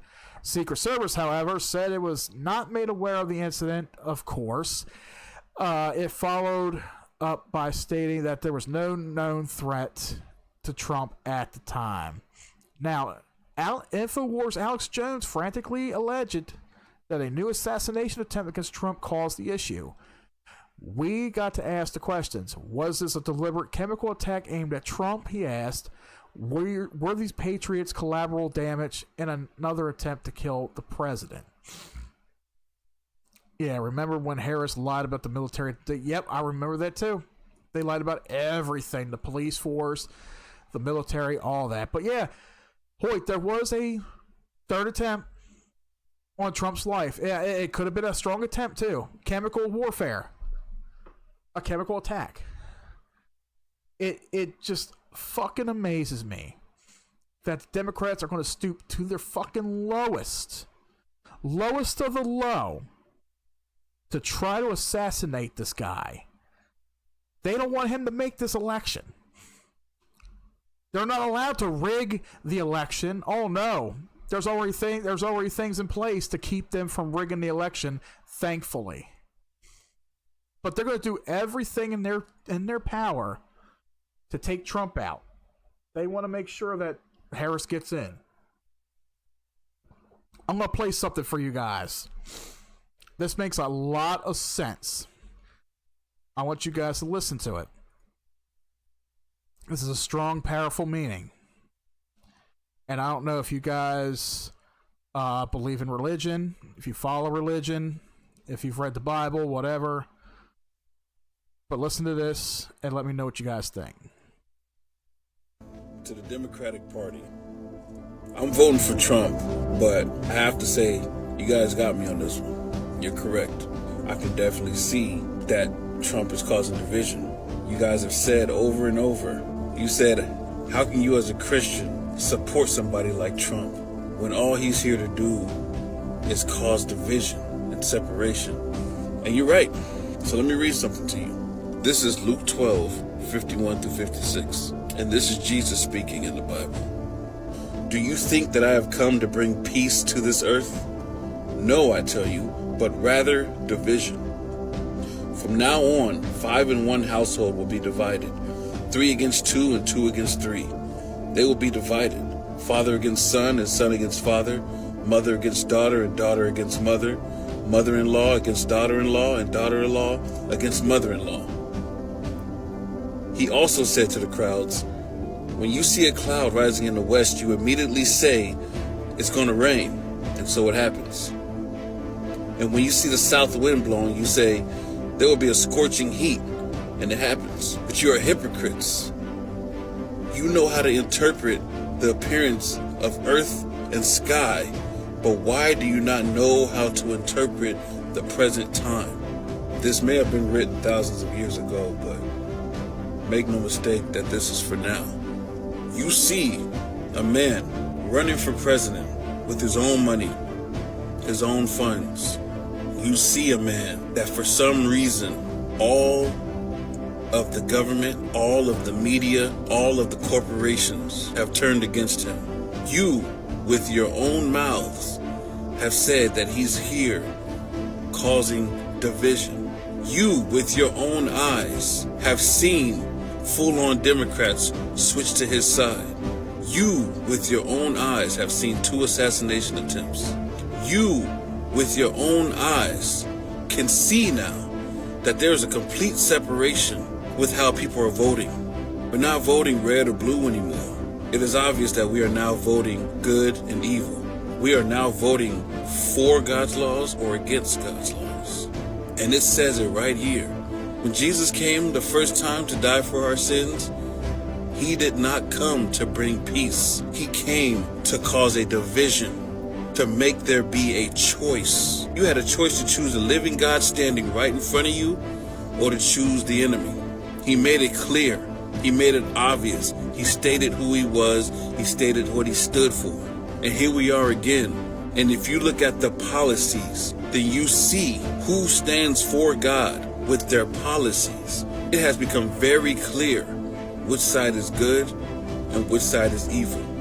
You can talk about Trump all you want to, but it's not about Trump. It's about the choice to stand for God's laws or against God's laws. It's about the choice to stand for evil or against evil. It's obvious to see who the evil side is.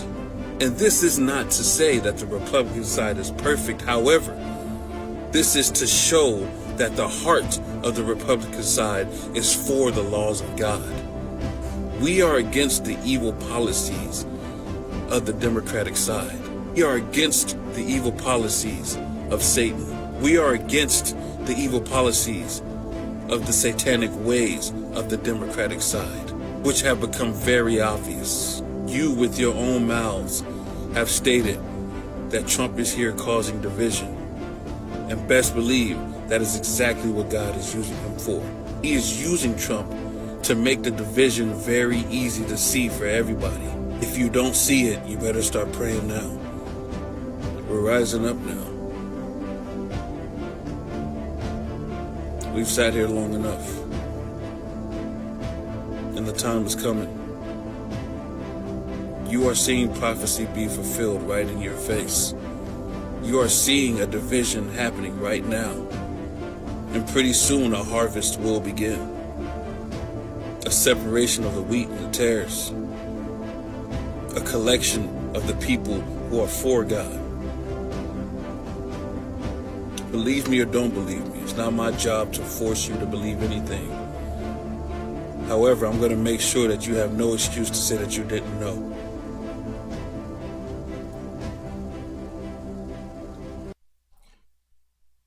All right, so did anybody hear any of that? Did you guys hear any of that? Because for whatever reason, it says I'm reconnecting on Streamlabs. It says that I'm reconnecting on Streamlabs. I don't know why. I do not know why. Let me see here. I'm still live. Wow, I'm still alive. So you guys heard all that, right? That whole video. You heard it all? Good. Streamlabs. I thought Streamlabs was taking a big shit on me there for a second. It says reconnecting. I'm like, oh boy, what am I playing? Oh shit. I see why. My stream on TikTok ended the fucking stream on TikTok. Holy shit. I don't know why it must have ended because I played a video or something. I don't fucking know. But as long as you guys can hear me on TikTok, Twitch is still playing, Kick is still playing, YouTube's still playing, whatever, yeah. I don't consider myself super hardcore Christian, but that is interesting. I do believe and hope that there is a heaven. Yeah. That is something. It truly is. That guy, he had a very strong and powerful message about it. He really did. That was very interesting. And it's like,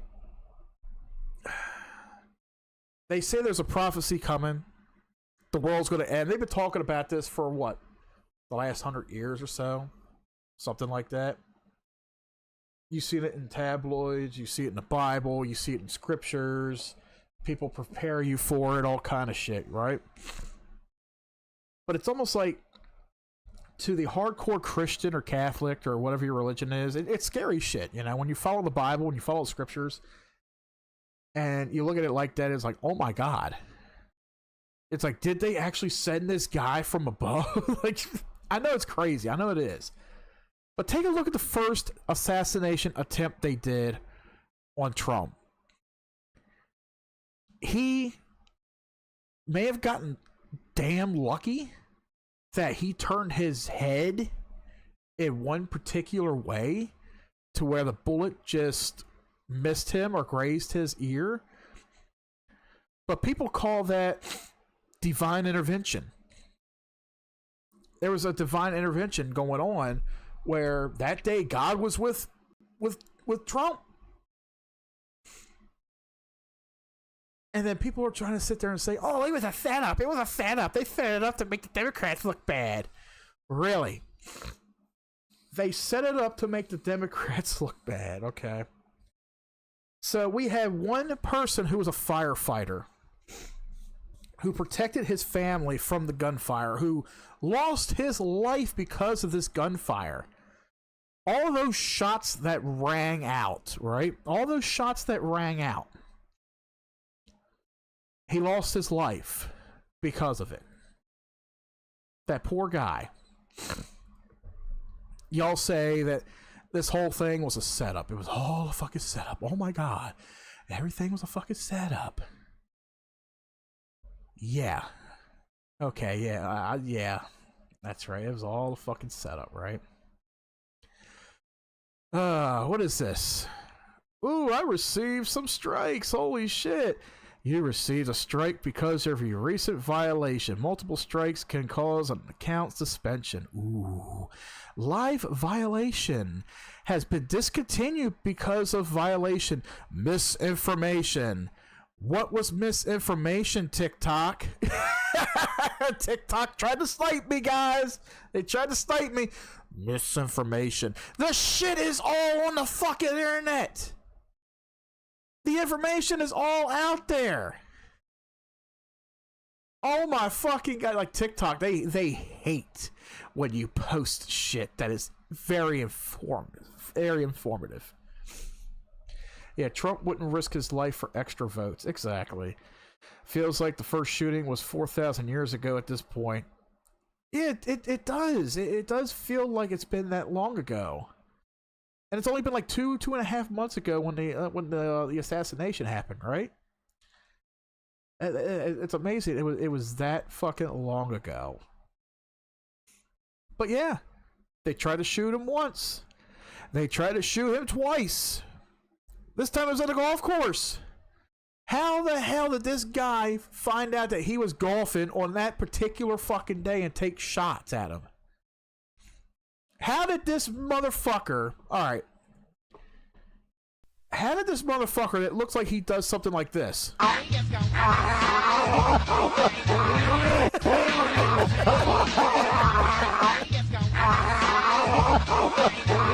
When you mention Trump to a Democrat. Yeah. When you got a guy that looks like, that sounds like that, there you go. Your typical fucking Democrat right there. There you go. But how did somebody like that manage to get on a fucking golf course or even know when he was going to be out golfing? Once again, everything's a fucking setup. I'll be right back.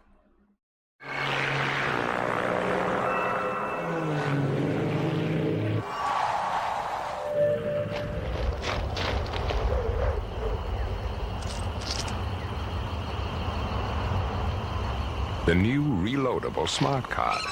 The future is happening now down under and on its way here. From MasterCard, it's smart money.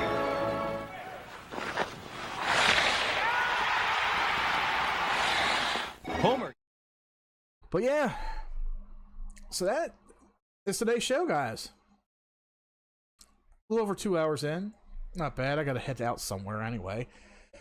I just find it funny that TikTok flagged my stream for misinformation.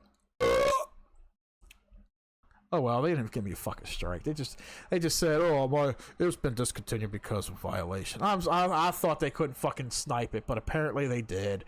Misinformation. Yeah, that's how TikTok is. But I'm gonna fight the system. I'm gonna fight the system. It is what it is. I'm gonna fight the system on there. But I'm going to go ahead and end today's show. Yeah, it was an early stream because I have some stuff to take care of.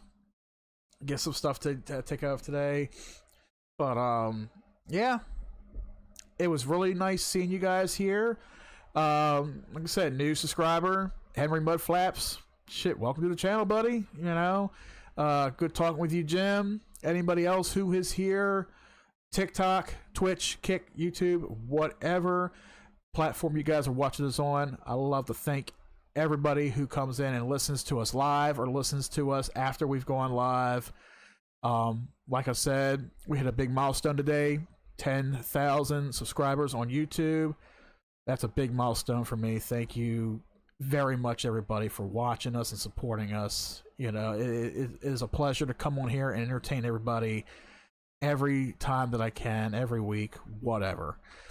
So, that being said, like I said, if you guys are not following on TikTok, find the link somewhere on the YouTube channel. I don't know where it's at. I put it out here somewhere. Click on it. If you guys are on TikTok, come give us a follow on TikTok. I got other videos on there that have not been on YouTube or have not showed up on YouTube at all yet. I'm going to do some continents, yeah, as Edward Hubbard would call it, continents. I'm going to do some content for the channel this weekend. I'm going to try to put that together. I'm going to put a new video up tomorrow. Going to go smoke a bowl. There you go. Shit, I got a buddy coming over later. I'll probably smoking his pipe. I don't know what kind of stuff he has. He gets his stuff from the dispensary. That's what he says. But yeah, I'll probably be doing that, smoking and drinking and shit and getting fucked up. You know, let me tell you something. Weed, that shit puts me to sleep. It did the last couple times I took a hit of it. I passed the fuck out last weekend after I took a couple hits of that shit. Let me tell you, I passed out hard. But yeah, hopefully you guys have a good night. Hope you guys have a good weekend. Sunday marks the first day of fall. Thank God fall is here. I hate the hot fucking weather. I'm glad the weather's going to start cooling down. Halloween season is upon us. October starts in 11, 12 days. I'm glad to see that. I'm going to have some, I'm going to start up my other podcast here soon, The Other Side. Going to be talking about some paranormal stuff. Hopefully I'm going to have a guest on the show. If you guys are into the paranormal, scary stuff, all that stuff, make sure you do subscribe. Follow us right here on whatever platform. And if you guys want updates, follow us on X. Follow us on Discord. We'll let you guys know when those streams go up, when we go live for that, if you guys are into that. Halloween season is upon us. Once again, I want to thank you guys for coming in today and checking it out. You guys are amazing. And until next time, guys, stay tuned in. What we do here is go back. Loud.